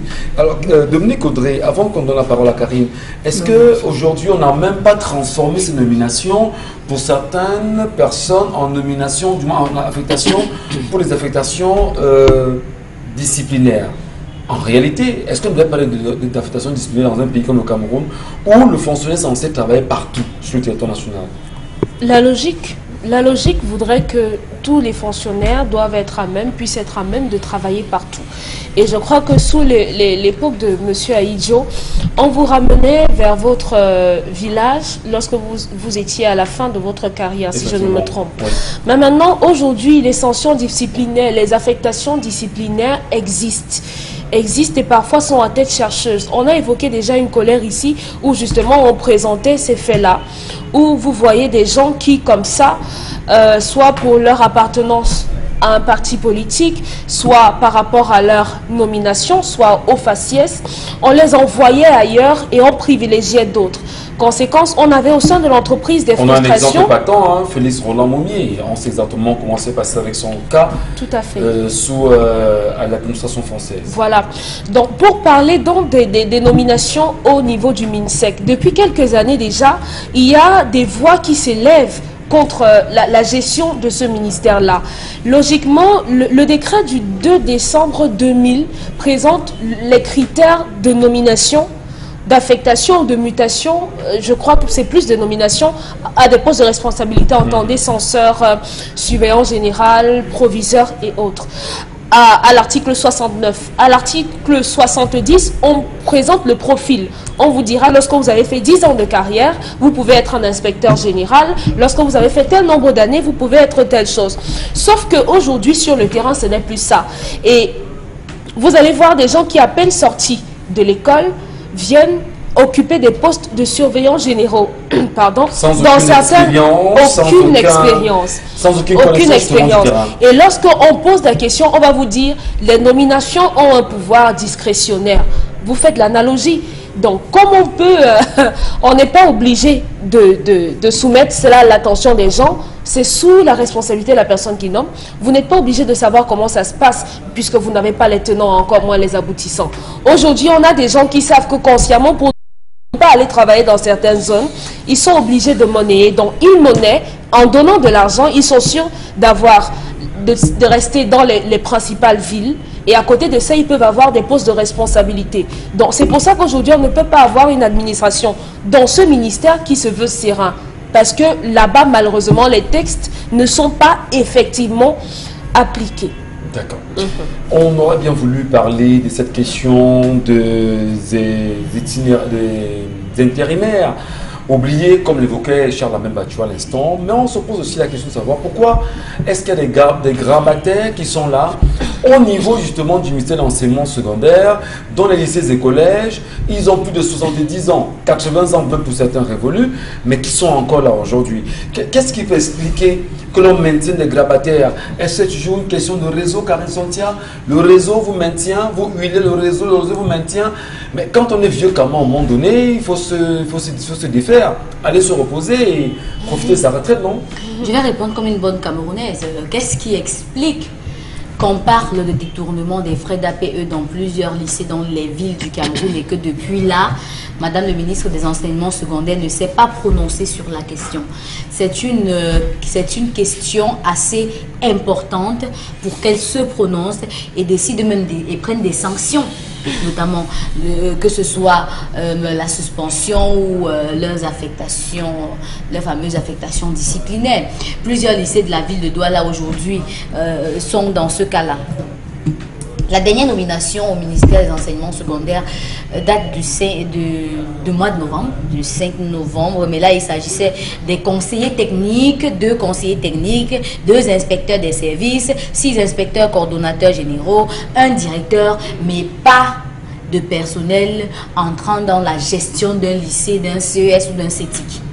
Donc, rien à voir. Il s'agit juste des personnes qui vont travailler dans le ministère. Et lorsqu'on finit de travailler dans le ministère, les lycées se gèrent comment? Parce qu'il y a un certain nombre de problèmes que soulèvent les enseignants dans les lycées. Il y a des enseignants qui, lorsqu'ils sortent de l'école, par exemple ceux de l'ENS, ils font 2 ans de vacation avant d'être intégrés. Parfois, vous faites 2 ans. Quelqu'un qui est sorti avant vous, il fait 1 an et il est intégré. Et vous, vous êtes à votre 3e année sans être intégré. Si vous ne réussissez pas à avoir un dossier et une personne qui suit bien votre dossier, qui est bien placée, justement. Lorsque vous sortez de l'école normale supérieure des enseignements techniques ici, à Douala ou partout au Cameroun, normalement, vous devez être intégré directement. Mais on ne comprend pas pourquoi chaque année, des étudiants sortent de ces écoles, des élèves enseignants sortent de ces écoles-là, mais qu'on est toujours en train de dire qu'il n'y a pas assez d'enseignants sur le terrain. Qu'est-ce qui explique? Vous voyez des zones rurales qui n'ont pas d'enseignants. Les populations sont obligées de contribuer de l'argent pour faire venir les étudiants dans les villes, des villes enseignées dans les CES et les CETIC. Pourquoi ça arrive? Justement parce qu'on ne fait pas de nomination.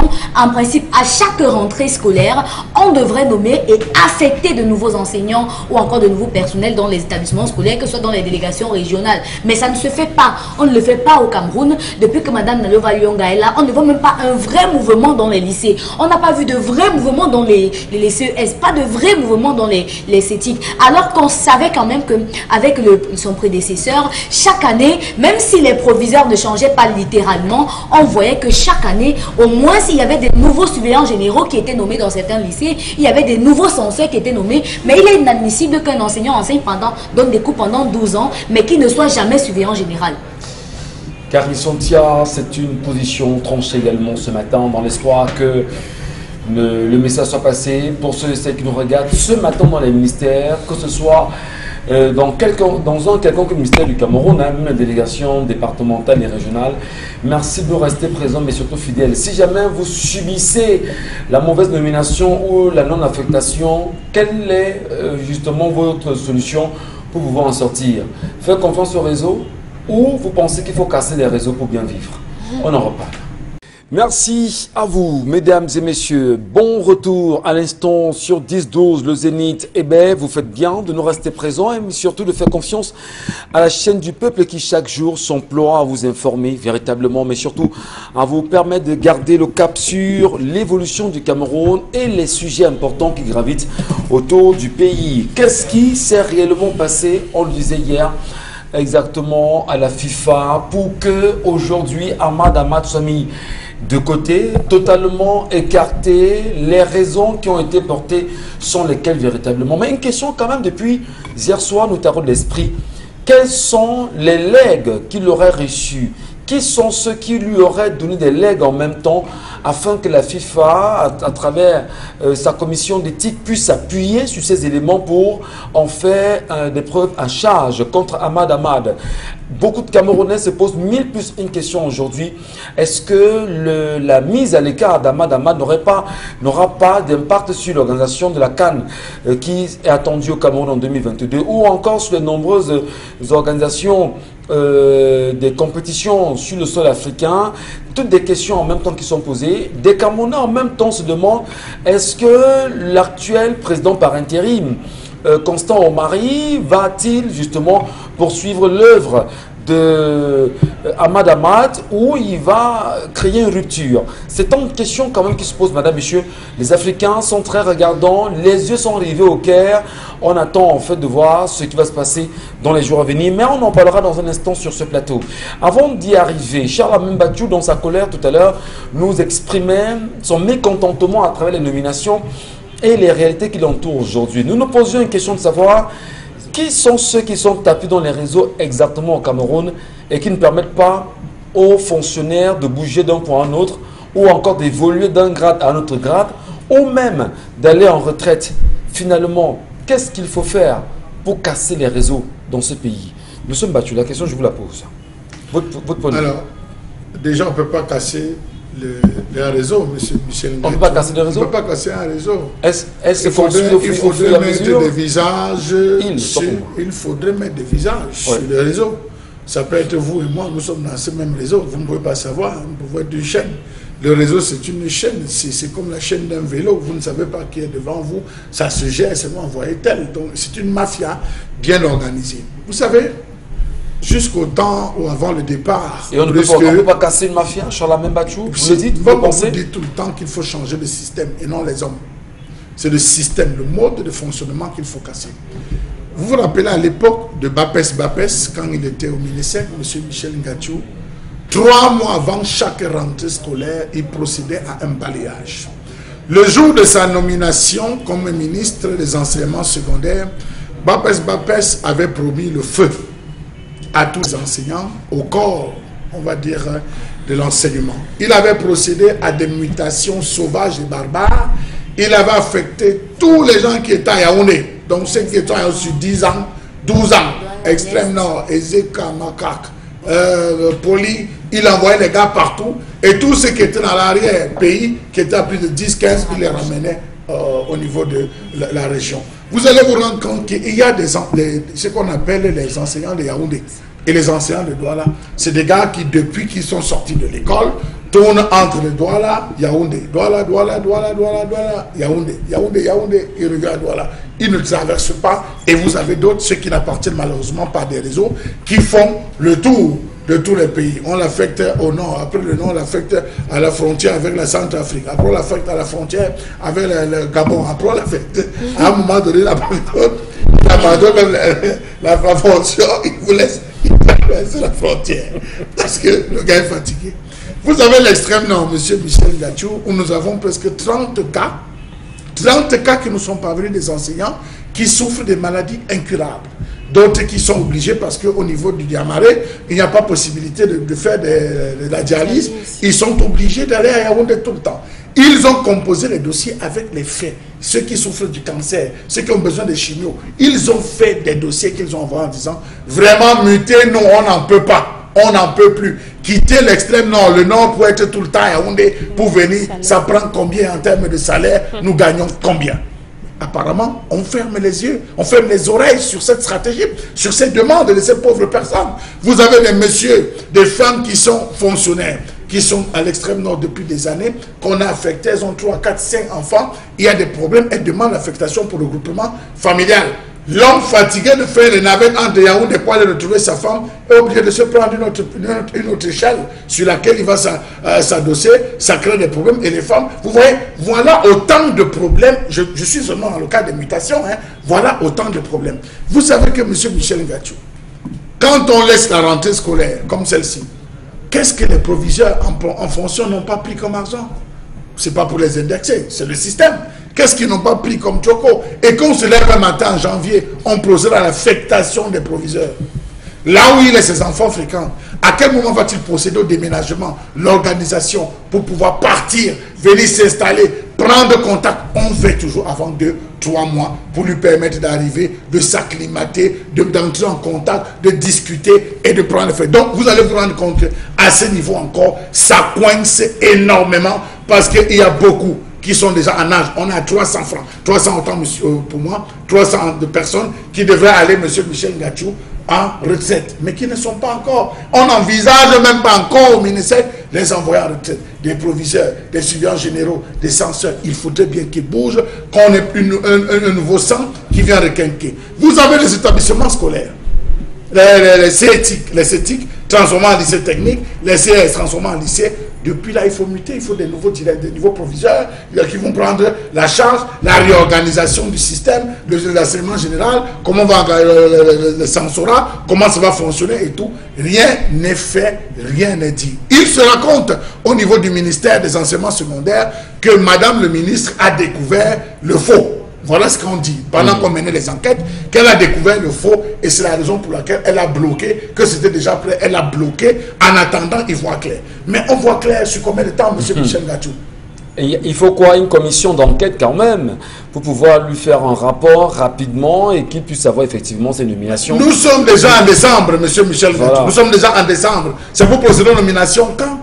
On dit, elle a bloqué, il y a un flou, elle a bloqué, histoire de voir. Pendant ce temps, il y a certains qui veulent aller se reposer, certains qui peut-être on a envie de dire, chargez vos poches pour la dernière fois, histoire de charger. Il y a des problèmes au niveau des APE, ça coince. Pourquoi les nominations devraient coincer? Et dans presque tous les secteurs d'activité, c'est pas seulement pour le cas, dans presque tous les secteurs d'activité, il y a ces soucis, il y a ces interrogations qu'on se pose au niveau de la clarté en termes de nomination, de mutation surtout. Parce qu'aujourd'hui, je peux vous dire qu'au ministère, il y a plus de 3000 demandes de mutation.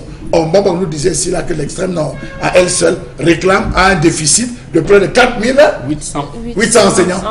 Voilà. Donc vous vous rendez compte. Alors que si on est seulement 3000 demandes d'affectation et pourtant c'est qu'à l'extrême nord on a besoin de 4800 enseignants. Ça ne suffit pas toujours. Ça ne suffira même pas d'ailleurs. Hein, les promotions de l'INSET, de l'école normale supérieure de l'INSET, ils sont sortis, on les affecte, on les met pas sur le quoi donc ça sert de les former si on ne peut pas les affecter dans l'établissement? Mais il y a aussi un problème sur la même bâtiment. On en parle, vous savez quand même, on parle de l'extrême nord du Cameroun. Et d'ailleurs, dans l'introduction de l'émission, nous parlions d'une grève à venir, d'un mouvement d'humeur, d'une manifestation pacifique. Voilà, contre les souffrances de la population. Je ne préfère pas cette expression. Laquelle? Je préfère mouvement d'humeur. Dites que le réveil de la fille aînée du Renault. Cette expression. Donc la fille aînée dormait pendant 38 ans et elle s'est réveillée enfin. Elle se rend compte qu'elle n'a rien. Qu'on l'a endormie, on l'a cajola et tout ça. Voilà. On l'a endormie, elle s'est réveillée. Alors justement, sur ces données-là, on se rend compte que on ne peut pas quand même former des gens annuellement, tous les temps, toutes les années. Il y en a qui sortent de l'école normale supérieure. On a besoin de 4800 enseignants dans l'extrême nord du Cameroun seulement, et qu'il y ait des Camerounais qui ne soient pas affectés.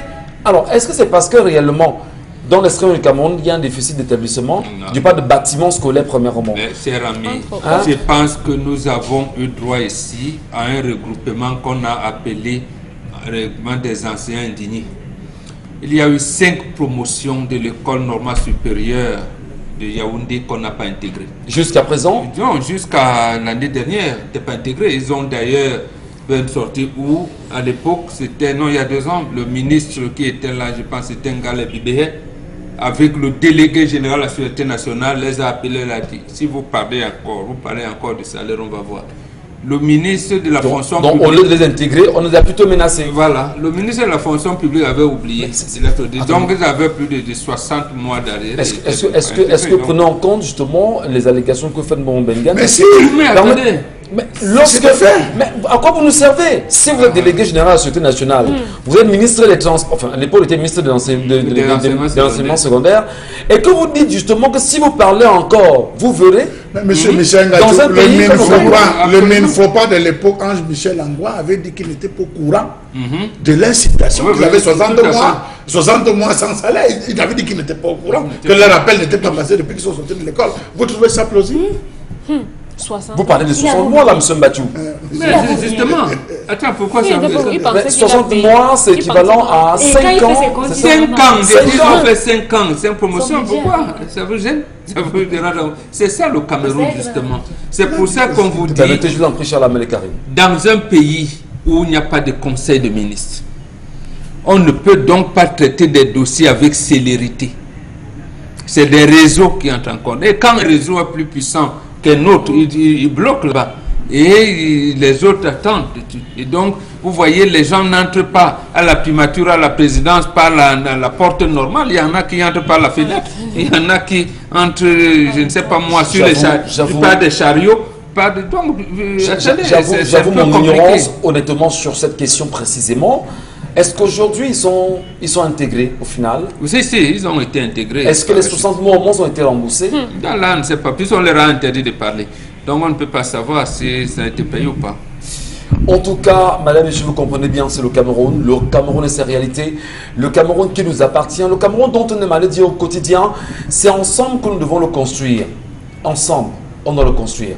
Certainement, Karine Santia, on a des messages et on s'en excuse déjà pour ceux qui nous regardent et qui s'en plaignent de ne pas pouvoir nous voir en ligne. Oui, heureusement, nous sommes en ligne et nous sommes avec vous. Et Karine prendra la peine de nous lire quelques messages rapidement de nos téléspectateurs. Et merci à ceux et celles qui nous regardent très loin du Cameroun et qui chaque jour n'arrêtent pas de nous envoyer des messages d'encouragement. De ne plus avoir nos images sur le bouquet africain. Charlemagne, vous voulez... Non, monsieur. Avant de saluer la diaspora, saluez les gens qui nous regardent ici. Vous avez des fan clubs dans les petits villages, là-bas même à l'Est Cameroun, ils se réunissent à 10 h pour nous regarder. Ouais. Tout le temps aussi, quand ils nous voient et que vous saluez seulement la diaspora, saluez aussi ces petits. À l'Est, on a en face du marché Bamena, on a un petit fan club là-bas. Tous les gens, les femmes arrêtent le commerce là-bas. Enfin, là où il y a le truc de chèvre là, elles traversent pour s'asseoir et regarder le disque. Salut aussi les gars. On s'en excuse, chère maman, chère madame. Voilà. Et merci de prendre assez de temps et trouver de l'intérêt à nous regarder chaque jour. Allez, on va lire quelques messages quand même, Karine. Vous faites bien, je vous en prie. Boca Junior, le système entier est établi sur le faux et la corruption. Il faut carrément changer tous ces gens qui ont déjà le cerveau gâté par la corruption. Le gouvernement passe son temps à promouvoir ces mots. Un autre message. Un autre message. Changer les gens, ça ne va pas changer la façon de fonctionner. Non, c'est le système qu'il faut changer. Non, ça a commencé lorsque l'ami personnel à l'époque du président Paul Biya, Georges Walter Ngango, lui dit: faisons vraiment le renouveau, appliquons le renouveau. Essayons de mettre en place une politique et des gens qui peuvent l'accompagner. Il y en avait un autre qui lui il était patron politique de l'UNC, Senghako François. Patrice. Il lui dit: renouveau ne veut pas nécessairement dire les hommes neufs.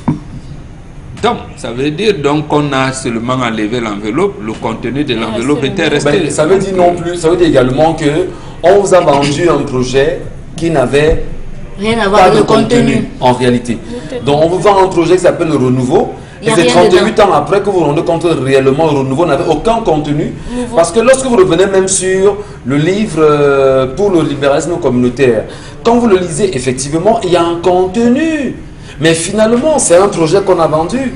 Mais dans le contenu, enfin, je veux dire, il y a le projet, mais dans le contenu, qui doit faire quoi? Quelles sont les institutions mises en place pour pouvoir appliquer effectivement le projet? C'était 38 ans qu'on devait faire ça. Mais ça fait 38 ans. Oui, on est en train de faire maintenant. Le président Paul Biya a la magnanimité. 38 ans pour implémenter. Il sait quand il faut faire les choses pour le Cameroun. À le temps du sultan n'est pas autant de... Voilà, c'est pour ça qu'il a fait adopter dans la Constitution qu'on dit progressivement. Ah, progressivement. Le mot progressivement. Donc, progressivement, il n'y a pas de délai. Donc... Merci beaucoup, Karine. Nous vous écoutons. Trouver l'homme de sa vie, c'est pas facile. Pour celles qui ont encore le souci d'être bien constituées, maman demande à ton gars d'initier le processus de mariage. Et mariez-vous. Je connais des couples qui vivaient chacun de son côté à cause des contraintes de la vie. Et plus tard, ils se sont réunis. Garde ton travail. Même chez les Bantous, les femmes ont des plantations. Alain Djikam qui a écrit. Quand elle dit même, chez les Bantous, c'est la femme qui détient le grenier de la maison. Donc, quand les gens trient chez nous, ayez aussi l'amabilité de le reconnaître. Quand on dit justement, parce que la phrase rituelle qu'on aime souvent prononcer quand on respecte sa femme véritablement, quand elle n'a pas des idées occidentalisées, virusées, on dit la femme chez qui j'habite. Là, ça c'est le Bantou aime donner l'honneur à sa femme. C'est elle qui a le grenier. Effectivement. Trouver l'homme de sa vie demande à soi-même d'être une femme équilibrée et qui sait où elle va. Tout à fait. Un autre message, c'est le... Non, ça c'est pas... Le gré à gré est dans l'ADN du Cameroun. On a une exception dans le monde, un pays gouverné par plusieurs présidents à la tête de l'État. Un autre message. Non, c'est pas comme ça. Le Cameroun a un tel président, mais qui laisse prospérer les réseaux. Donc vous pouvez vous combattre là-bas, mais si quelqu'un lorgne Ma position. Voilà, là, il va voir qu'il y a un pesant. Donc, battez-vous comme vous voulez. Donc, ce n'est pas que c'est sacré moment. Il y a, comment vous appelez ça souvent, une surface, comme vous parlez de football. Il y a la surface de réparation, là, voilà. Faute de même la pénalty. Bon, voilà. Vraiment, mon pays se meurt. Où on ouvre les énièges et les éniettes et les énièges, où les IETP et les IEG sont formés, mais pour un recrutement, on vous impose un nouveau concours pour contractualisation. Yannick Mbafane qui a écrit ce message. En 2018, Ahmad, ça c'est par rapport à sujet d'introduction. En 2018, Ahmad est venu au Cameroun prendre de la... on n'a pas trop de preuves sur ces allégations. Alors, un autre message, c'est vrai que c'est pas évident. On arrivera de toutes les façons, Karima. On y arrivera. Il faut le faire vivre. Si une femme rencontre un homme qui a les moyens pour s'occuper d'elle, elle peut quitter son travail quand elle l'épouse. Un autre message, ça c'est par rapport à l'histoire du jour. Hein. On peut aller vite, Karine, je vous en prie. Il y a tellement de messages. Prétendre qu'une fille... C'est progressivement. Prétendre qu'une fille... Voilà. On ne va pas lire bonjour Zénith. Prétendre qu'une fille ne devrait pas aller en mariage à l'âge de 18 ans pour cause de manque de maturité et autres n'est pas louable. Vous auriez certainement voulu qu'elle mène une vie de dépravation avant d'aller en mariage. Votre maman vous a, depuis votre naissance, préparé au mariage. Un enfant qui entre en classe de terminale n'a pas l'expérience de la terminale, mais a été préparé depuis la maternelle à cette étape de sa vie. Le mariage n'est pas un piège, pas une rivalité. Chacun remplit son rôle et on avance. Comment Dominique Audrey comprend ce message? Parce qu'en réalité, tout à l'heure sur le plateau, c'est vous qui semblez dire qu'une fille de 16 ou 18 ans ne peut pas aller en mariage et pourtant... Oui, je reviens dessus. En français simple. Oui. Je crois que vous n'êtes pas d'accord, hein, vous n'êtes pas d'accord. Voilà, je le dis que mon avis, c'est ça. Maintenant, chacun est libre de penser comme il veut. Je ne l'impose à personne, mais ce qui est sûr, c'est que dans ma famille, toutes les personnes qu'on a envoyées en mariage avant 18 ans, ça n'a pas marché. Et ça ne se fera plus. C'est comme ça. Maintenant, si vous voulez vous appliquer ça chez vous, vous n'imposez pas votre façon de penser aux gens. Grand-mère allait en mariage peut-être à 15 ou 16 ans. La vôtre? C'était en quelle année? Je parle bien de nos grand-mères. Elles sont allées en mariage à 15-16 ans, 17 ans pour certaines. Elles ont pris le temps de vivre, de faire des enfants très tôt dans leur foyer. Elles ont pris le temps d'encadrer ces enfants justement avec toute la rigueur nécessaire.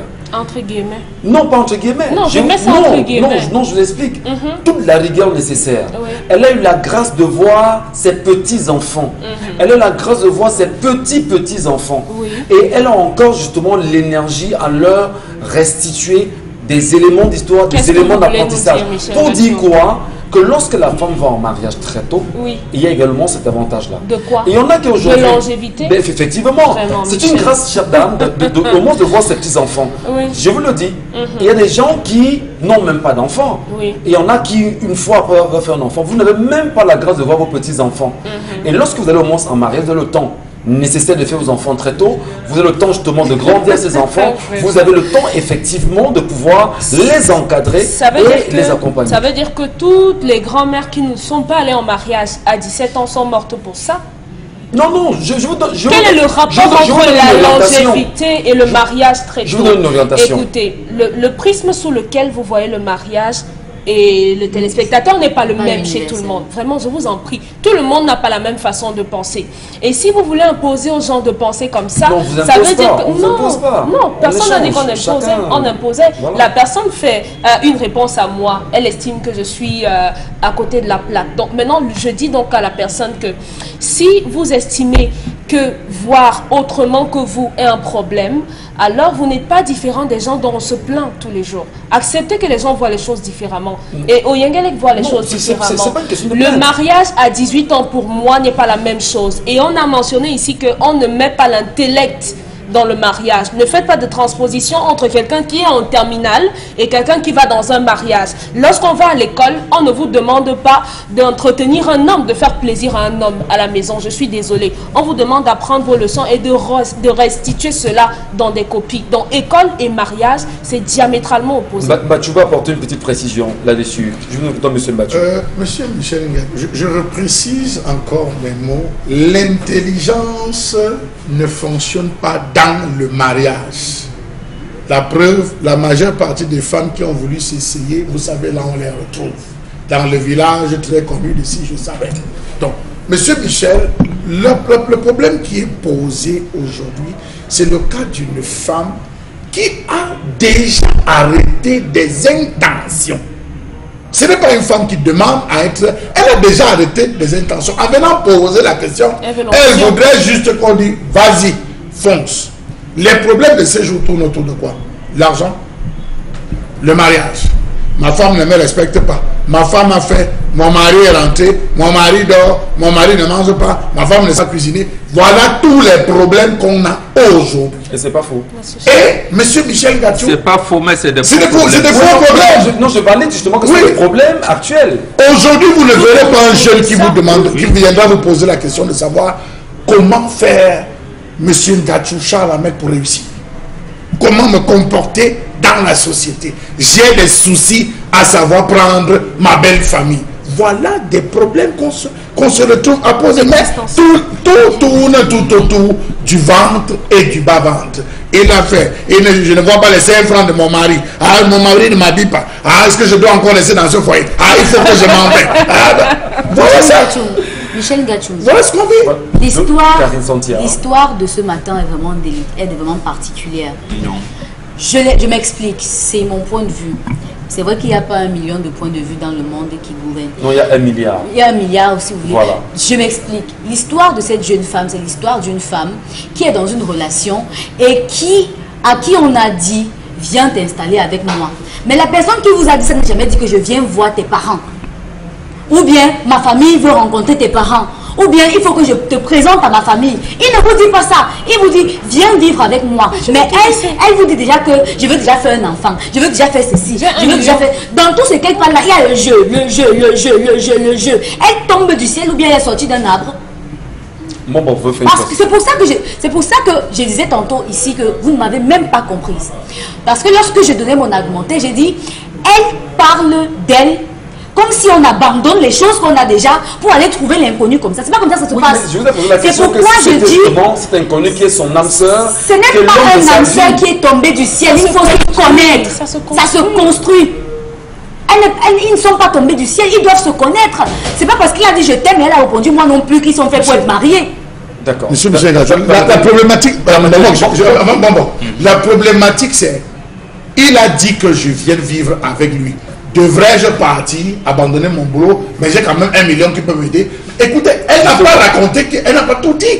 Si elle était en train de dire, elle aurait dit, ok, elle a voulu venir, ma famille n'a pas. Elle a passé ce fait en nous disant. Restons sur ça. Restons sur ce qu'elle n'a pas dit. Ne partons pas sur ce qu'elle a dit.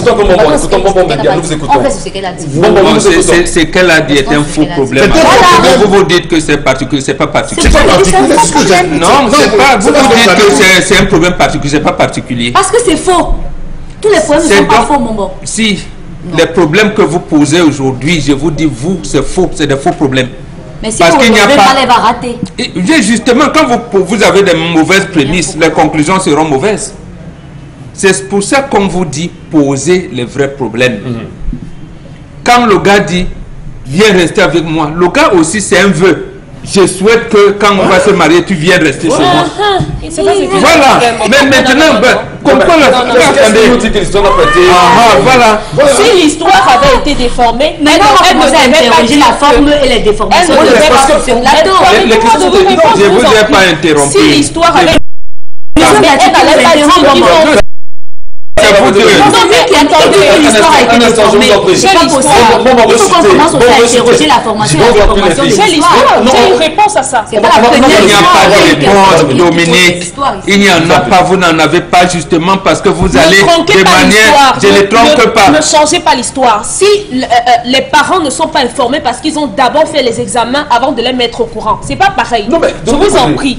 Et c'est l'histoire de la nous l'avons dit depuis Vous ne pouvez longtemps. pas travestir l'histoire de quelqu'un. Nous l'avons dit depuis longtemps qu'ils n'ont pas encore associé. Tout le moment reste au niveau des idées des gens qui sont mal posées. C'est pas le garçon qui lui a dit donne-moi un enfant. C'est elle-même qui veut assumer sa maternité, ce qui est normal. Il faut donc apprendre à poser le vrai problème. Quand vous ne posez pas votre bon problème, la bonne problématique, vous allez partir dans tous les sens. Et c'est pas bon. On en reparle. On en reparle, je vous en prie. Bon Bengan, Carissantia de Nikodré, Charles Mbacho, c'est une réalité aujourd'hui. Vous qui nous regardez, quel est votre point de vue? Qu'en pensez-vous effectivement? On en reparle après. Mais surtout, allons saluer Consti Lamine qui est avec nous. Dans tous les cas, on va le retrouver. Il viendra nous parler de Sorepco. Et dans le cadre, bien évidemment, du concept Salaka, il est bien sûr installé au moment où nous parlons sur le plateau B. Et avec lui, dans un instant, nous parlons de Sorepco. Bonjour Consti. Alors, bonjour Michel Gatiou, bonjour à tous nos téléspectateurs et bonjour à tous les clients des magasins Sorepco. Ah ben oui, hein, ces magasins, il faut le rappeler, hein, c'est donc l'occasion pour moi ici de dire merci à la direction générale de Sorepco. Le temps de rappeler à tous nos téléspectateurs que Sorepco fait partie des sponsors majeurs des 20 ans de carrière de Consti Lamine. Et à l'occasion, bien sûr, de cette célébration des 20 ans de carrière de Consti Lamine, Sorepco a décidé, bien entendu, de permettre à tous les téléspectateurs de cette émission d'avoir des climatiseurs de qualité à des prix vraiment dérisoires. Oui, ah ben oui, vous qui me regardez à la maison, vous qui me regardez dans un bureau, dans un magasin, vous n'avez pas encore un climatiseur. C'est l'occasion plus que jamais de courir dans tous les magasins Sorepco pour acheter un climatiseur de qualité, un climatiseur d'origine, un climatiseur avec 1 an de garantie dans tous les magasins Sorepco. Pour ceux qui ont déjà un climatiseur à la maison, c'est l'occasion plus que jamais d'en avoir un deuxième parce que grâce à Sorepco, chaque maison devrait y avoir au moins ces 3 climatiseurs. Ça veut dire quoi? Vous avez un climatiseur au salon, vous avez un climatiseur dans la chambre, vous avez un climatiseur même dans la cuisine. Il faut un climatiseur parce que Sorepco est en train de liquider les climatiseurs. Sorepco va permettre à tout un chacun d'avoir un climatiseur de qualité,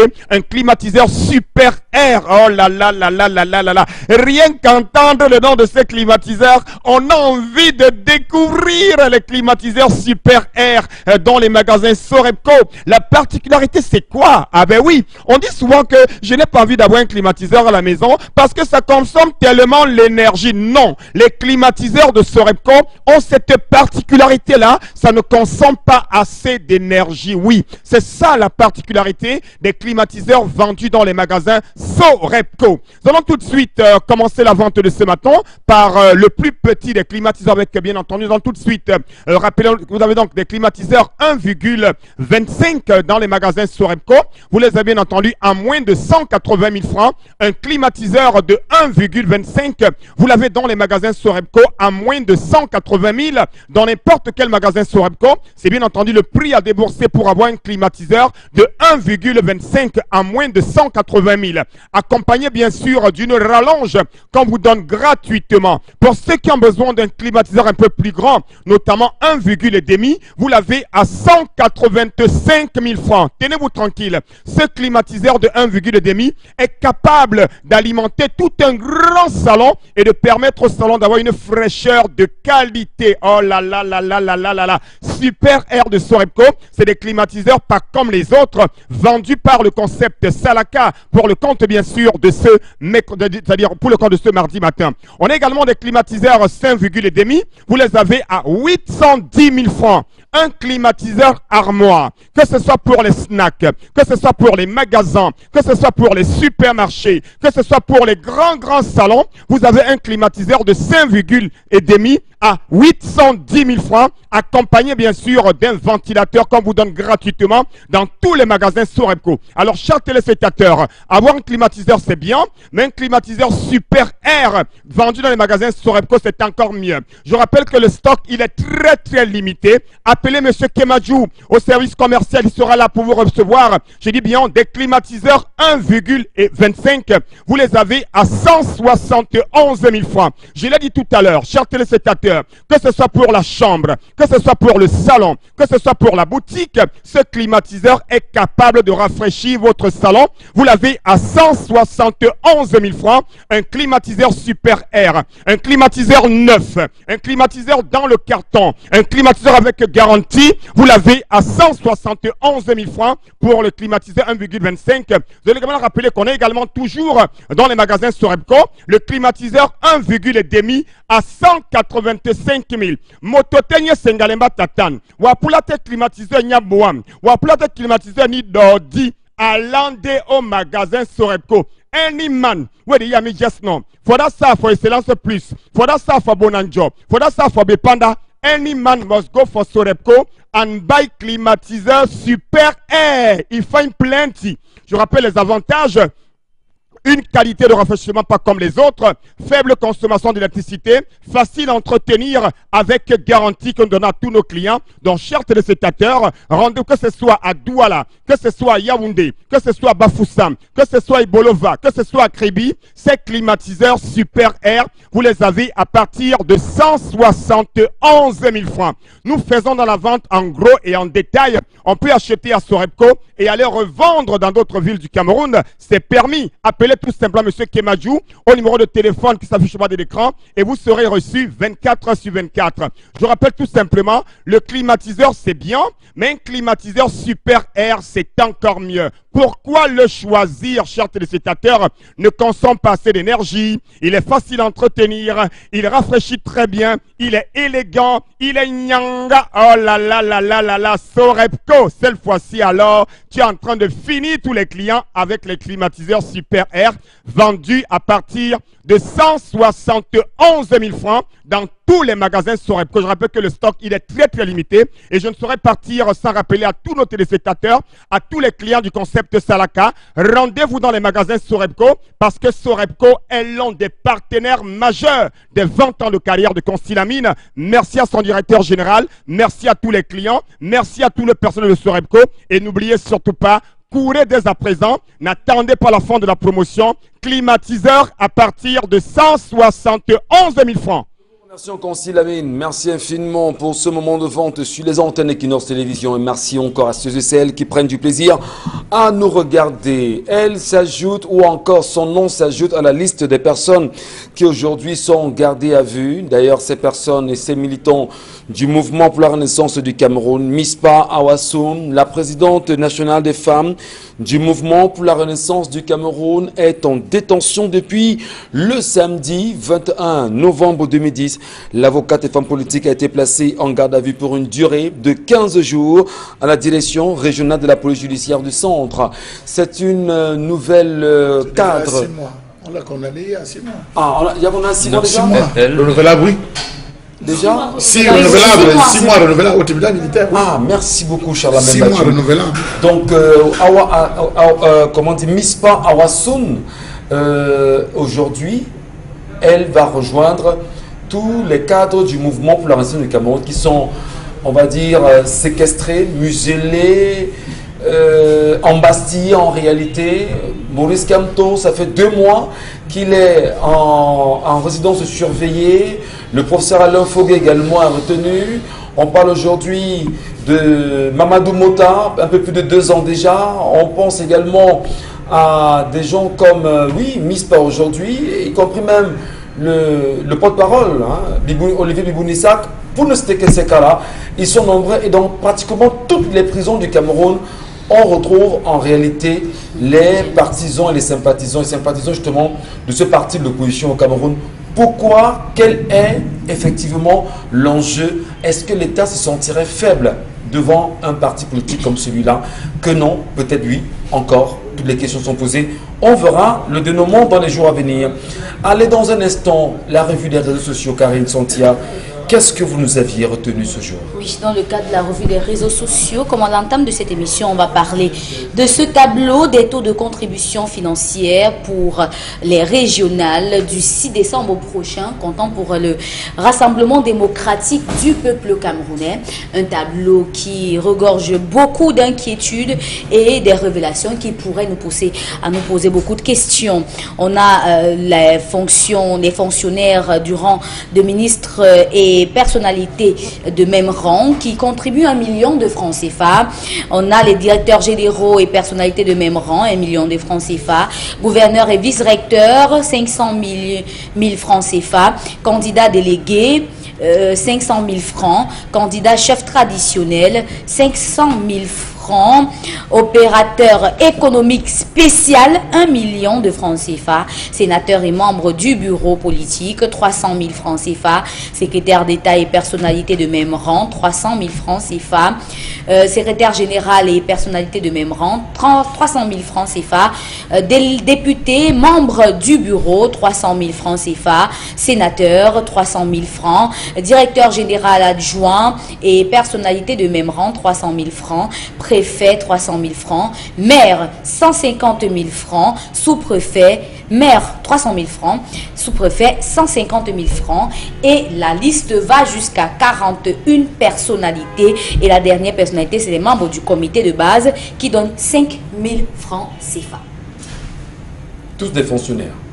Oui, les fonctionnaires. D'abord, ça commence par les fonctionnaires avant d'arriver même dans les acteurs. C'est pour le parti de la RDPC, oui. Ah d'accord. Donc les sous-préfets également doivent contribuer. Oui, parce qu'ils font partie du parti. Ah d'accord. Donc désormais les sous-préfets font partie du parti. Oui, ils sont dans donc le parti. Vous comprenez bien l'enjeu aujourd'hui. Vous comprenez tout. Vous comprenez tout en réalité parce que si on est sous-préfet, préfet, si on est sous-préfet, préfet, gouverneur, directeur général. Non, prenons seulement sous-préfet, préfet, gouverneur. On vous dit en réalité que l'administration territoriale ne devait pas ne saurait influencer sur une quelconque organisation, que ce soit les élections, etc.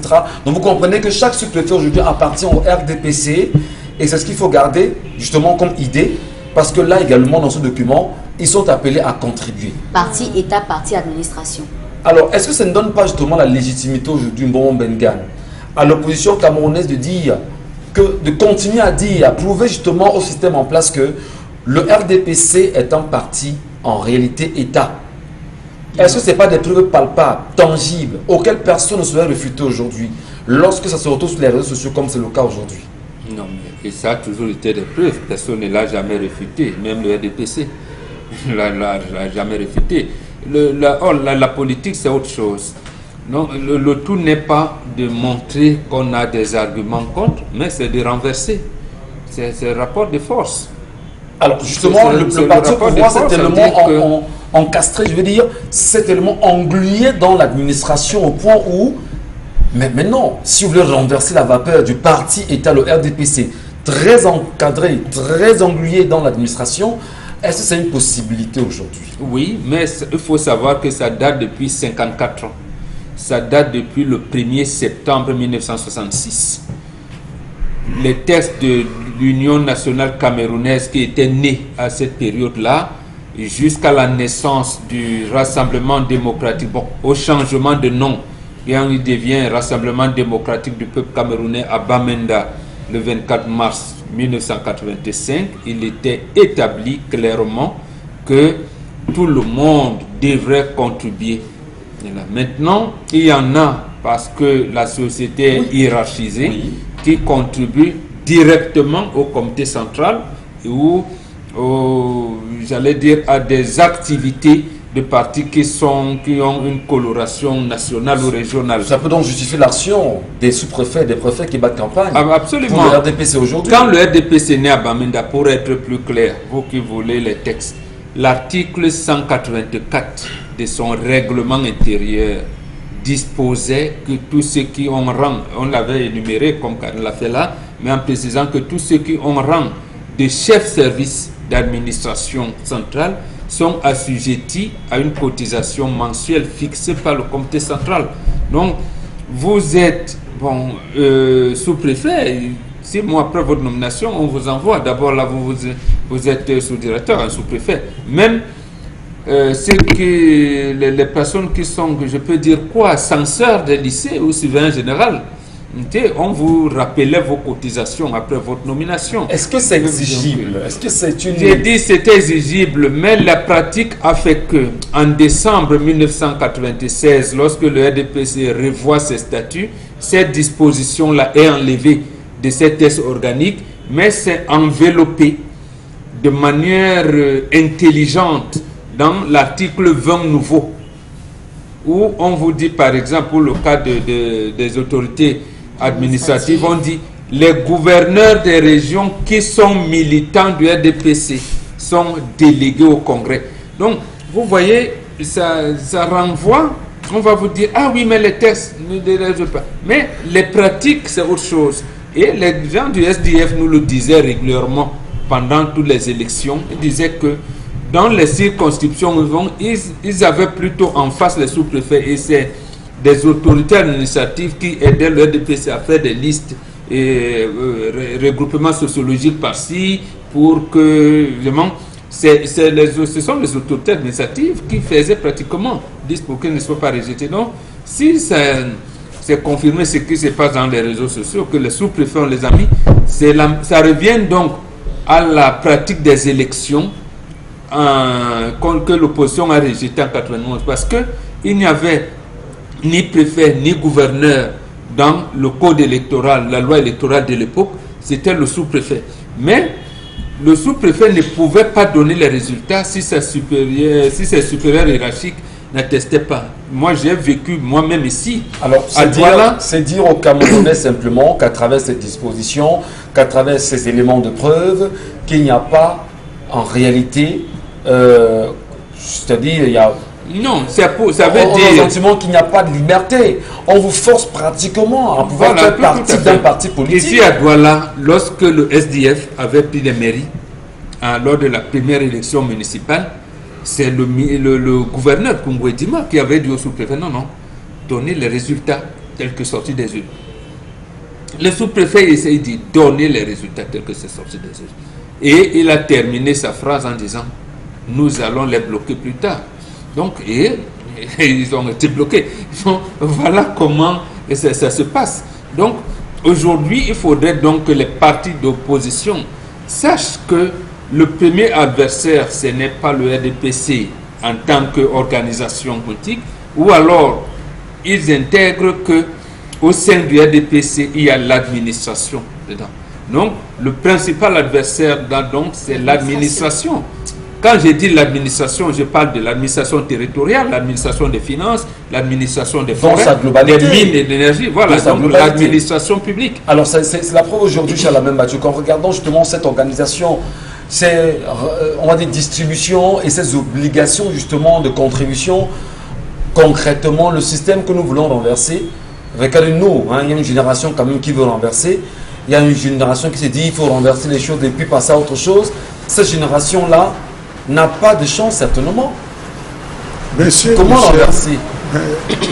Je ne sais même pas pourquoi vous voulez commenter ça. Je ne sais pas vraiment pourquoi vous voulez commenter ça. Parce que je pense, monsieur Michel, que nous avons des élus. En tant qu'élu de la nation, si ça avait été mon cas, monsieur Michel Ngatiou, qu'il advenait que j'étais député, j'allais abandonner l'hémicycle et m'agripper sur ça. J'allais faire de ça mon cheval de bataille. En tant que député. Mais vous comprenez donc pourquoi les autorisations de manifestation ne sont jamais données? Jamais. Délivrées. Vous comprenez? Littéralement, quand on demande à un sous-préfet de donner 150, le sous-préfet gagne combien? Pour pouvoir donner 150 000, au niveau de l'échelle, en termes de catégorie, il gagne combien? Alors, donc, les avantages. Ce qui est encore mieux dans cette liste, c'est qu'on a mis les gouverneurs et les recteurs, si je ne me trompe pas, et les recteurs. Donc vous voyez, on vous classe par catégorie.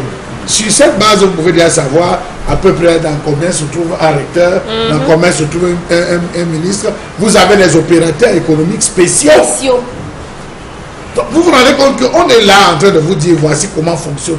Quand vous voyez la nomenclature qui est présente, ça ne sert même plus à rien d'aller aux élections. La preuve justement qu'on Ça ne sert plus à rien. Je dis, quand vous voyez la nomenclature, on baigne dans une corruption en ne pareil, Charles Membachou, parce que si l'on tente justement de dire aujourd'hui à quelques opérateurs économiques spéciaux, on attend vos contributions, et pour certains qui ne font pas partie du Rassemblement démocratique du peuple camerounais, c'est dit vous ne payez pas, on fera un redressement après. Et le redressement, les montants peuvent être montés, le temps pour vous de vous justifier, on vous dira payer d'abord.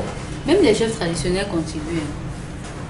Finalement, vous dans quel monde? Chef traditionnel de premier degré, de troisième degré, c'est 10 000 francs. Chef donc, sur les 50 000 francs vous payez par mois, oui, vous enlevez juste 10 000 francs et vous avez 40 000. Voilà, chef traditionnel de premier degré, 100 000 francs. Chef traditionnel de deuxième degré, 25 000 francs. Et les commerçants donc, donnent sur combien? 150 000, vous enlevez 25 000, ça peut vous aider à tenir votre chiffre. Non, les commerçants sont en bas de la liste. Non, hein. non, s'ils Les sont au comité de base, ils ont un quota. S'ils sont considérés comme opérateurs économiques spéciaux, ils donnent 1 million. Ce qui est curieux, c'est que les mêmes commerçants vous diront qu'ils veulent le changement. Mais oui, il faut le dire. Mais ils cotisent pour le changement. Ils cotisent pour le changement. Même les anciennes mères contribuent.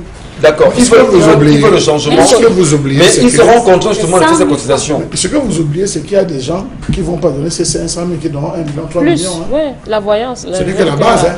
Le match. C'est pour vous dire qu'à partir de... Ils cotisent pour le C'est changement. pas pour vous dire c'est exactement ça. Et on continue pour le changement? Oui, ils cotisent pour le changement qu'ils veulent. Qu'est-ce que vous croyez? Oui, oui, Là, ils veulent le changement et ils cotisent pour ça. Ça ne vous choque pas, vous? D'accord. Pourquoi vous voulez être choqué du fonctionnement de la maison de quelqu'un? C'est son style. C'est comme ça qu'il fonctionne. Et maintenant, le seul bon truc, c'est qu'on sait désormais pourquoi le CPP, le MRC, le SDF et autres n'ont pas le droit d'exprimer leur mécontentement pacifiquement. On sait désormais pourquoi. Et on Donc, sait, merci on aux sait aussi pourquoi ils n'ont pas de financement. de Facebook. Oui, On sait aussi pourquoi ils n'ont pas de financement. On sait tout. On sait comment ça se finance maintenant les campagnes électorales. On dira qu'il y a des cotisations en interne, alors qu'on sait justement Non, c'est pas nouveau qu'il y ait des cotisations, Père Mboko. On a oui, toujours c'est su non, qu'il y a il y a des cotisations. Mais maintenant, lorsqu'on a listé.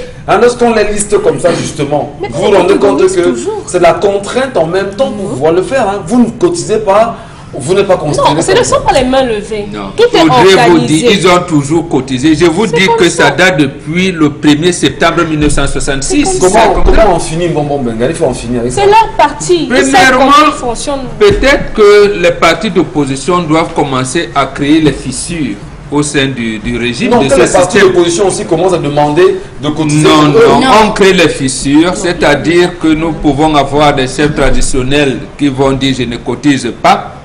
Il y a certains fonctionnaires qui ont des tigres qui disent je ne cotise pas. Ils subissent Bon, seulement les voilà. conséquences. Et ça pourrait faire le boule de Mais neige. comment on ne sait faire pas. alors afin que- Non, C'est- moi j'ai dit il faudrait que les chefs traditionnels, peut-être que, comment dire, que les autres partis politiques de l'opposition disent désormais, nous aussi, nous irons chercher l'argent pour nos Ils sont partis de là. bonne Là, vous allez entrer en intelligence avec certains. Non, mais là, ils ont l'expression, ils ont l'expression. Hein? Oui, si vous allez prendre l'argent ailleurs, vous entrez en intelligence avec les ennemis de De la la République. Ah bon, Et ils cherchent à fraude. merci beaucoup. Allez, Constilamine, vous nous retrouvez avec le correcteur de posture. Bien entendu, je me retrouve à l'instant avec l'un des produits qui marquent les 20 ans de carrière de Constilamine, parce que durant mes 20 ans de carrière, j'ai bénéficié, bien entendu, du partenariat des Américains qui ont fait confiance au concept Salaka. Ils ont confié la commercialisation de cette jaquette médicale que je présente depuis plusieurs mois sur les antennes de Kinos Télévision et Radio. Alors, cette jaquette médicale permet d'éliminer les douleurs au niveau du dos. Cette jaquette médicale permet de nous prévenir contre le mal de dos. Cette jaquette médicale permet également de nous prévenir, d'éliminer les douleurs au niveau des épaules, les douleurs au niveau du cou. Elle permet également de redresser votre dos. Cette jaquette médicale s'appelle bien entendu correcteur de posture, mais alors on l'appelle en anglais renfoncé by Constilamine correcta de posta. Yes, they call them say correcta de posta. Correcta de posta qui est ce mot qui est aujourd'hui qui fait la fierté de tous les téléspectateurs de Kinos Télévision, que ce soit en Belgique, en Allemagne, au Canada, ils aiment écouter le mot Correcta des Posta. Et ce mot sera bien sûr présenté en intégralité le 4 décembre prochain du côté de Douala-Bercy à l'occasion de la célébration des 20 ans de carrière de Constantine Amine, tout en rappelant à tous les téléspectateurs que ce jour-là, vous aurez une grande tombola qui vous permettra de gagner pas mal de Correcta des Posta. Mais déjà pour l'instant, il est question d'aller du côté du magasin Milan Tapi et d'acheter votre correcteur de posture que voici. Oh là là là là. Ce correcteur de posture, mesdames, mesdemoiselles, messieurs, ça marche vraiment. Il est important de l'avoir. Il est important de l'utiliser, quel que soit ce que vous faites. Et c'est l'occasion d'attirer l'attention des taximens, d'attirer l'attention des secrétaires, d'attirer l'attention des couturiers, d'attirer l'attention même des sportifs. Oui, il est important, chers amis sportifs, d'avoir un correcteur de posture. Comme son nom l'indique, ça vient corriger votre posture, ça vient éliminer les douleurs au niveau du dos. Vous l'avez en ce moment au magasin 1001 tapis, disponible en plusieurs tailles. Oui, je rappelle que les tailles sont en fond disponibles au magasin 1001 tapis. Il y a de cela quelques semaines, on avait un problème de stock parce que ça se vend énormément. Mais depuis quelques jours, vous avez toutes les tailles au magasin 1001 tapis, notamment la taille S, la taille L, la taille M, la taille XL, la taille double XL et même la taille standard, disponible en deux couleurs, la couleur noire et la couleur blanche. Alors parlons donc du prix.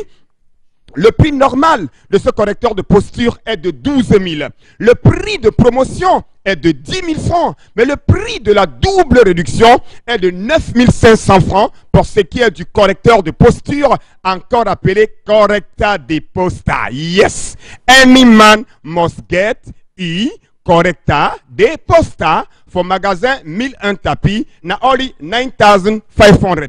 Il dit bien 9,500, you get your fine correcta de posta. You do your bat for your dos. You do your bat for your neck. You do your bat for your épaule. Just come for magasin 1001 tapis and take your correcta de posta. Vous l'avez en ce moment au prix de 9 500 francs. N'attendez pas la fin de la promotion. N'attendez pas la fin du stock. Appelez dès à présent. Passez vos commandes. Quelle que soit la ville, quel que soit le quartier, quel que soit le pays, nous livrons à tous nos clients. Le magasin 1001 tapis est situé en plein cœur de Douala. C'est en face du palais d'Ika, à l'entrée de la rue Mermoz.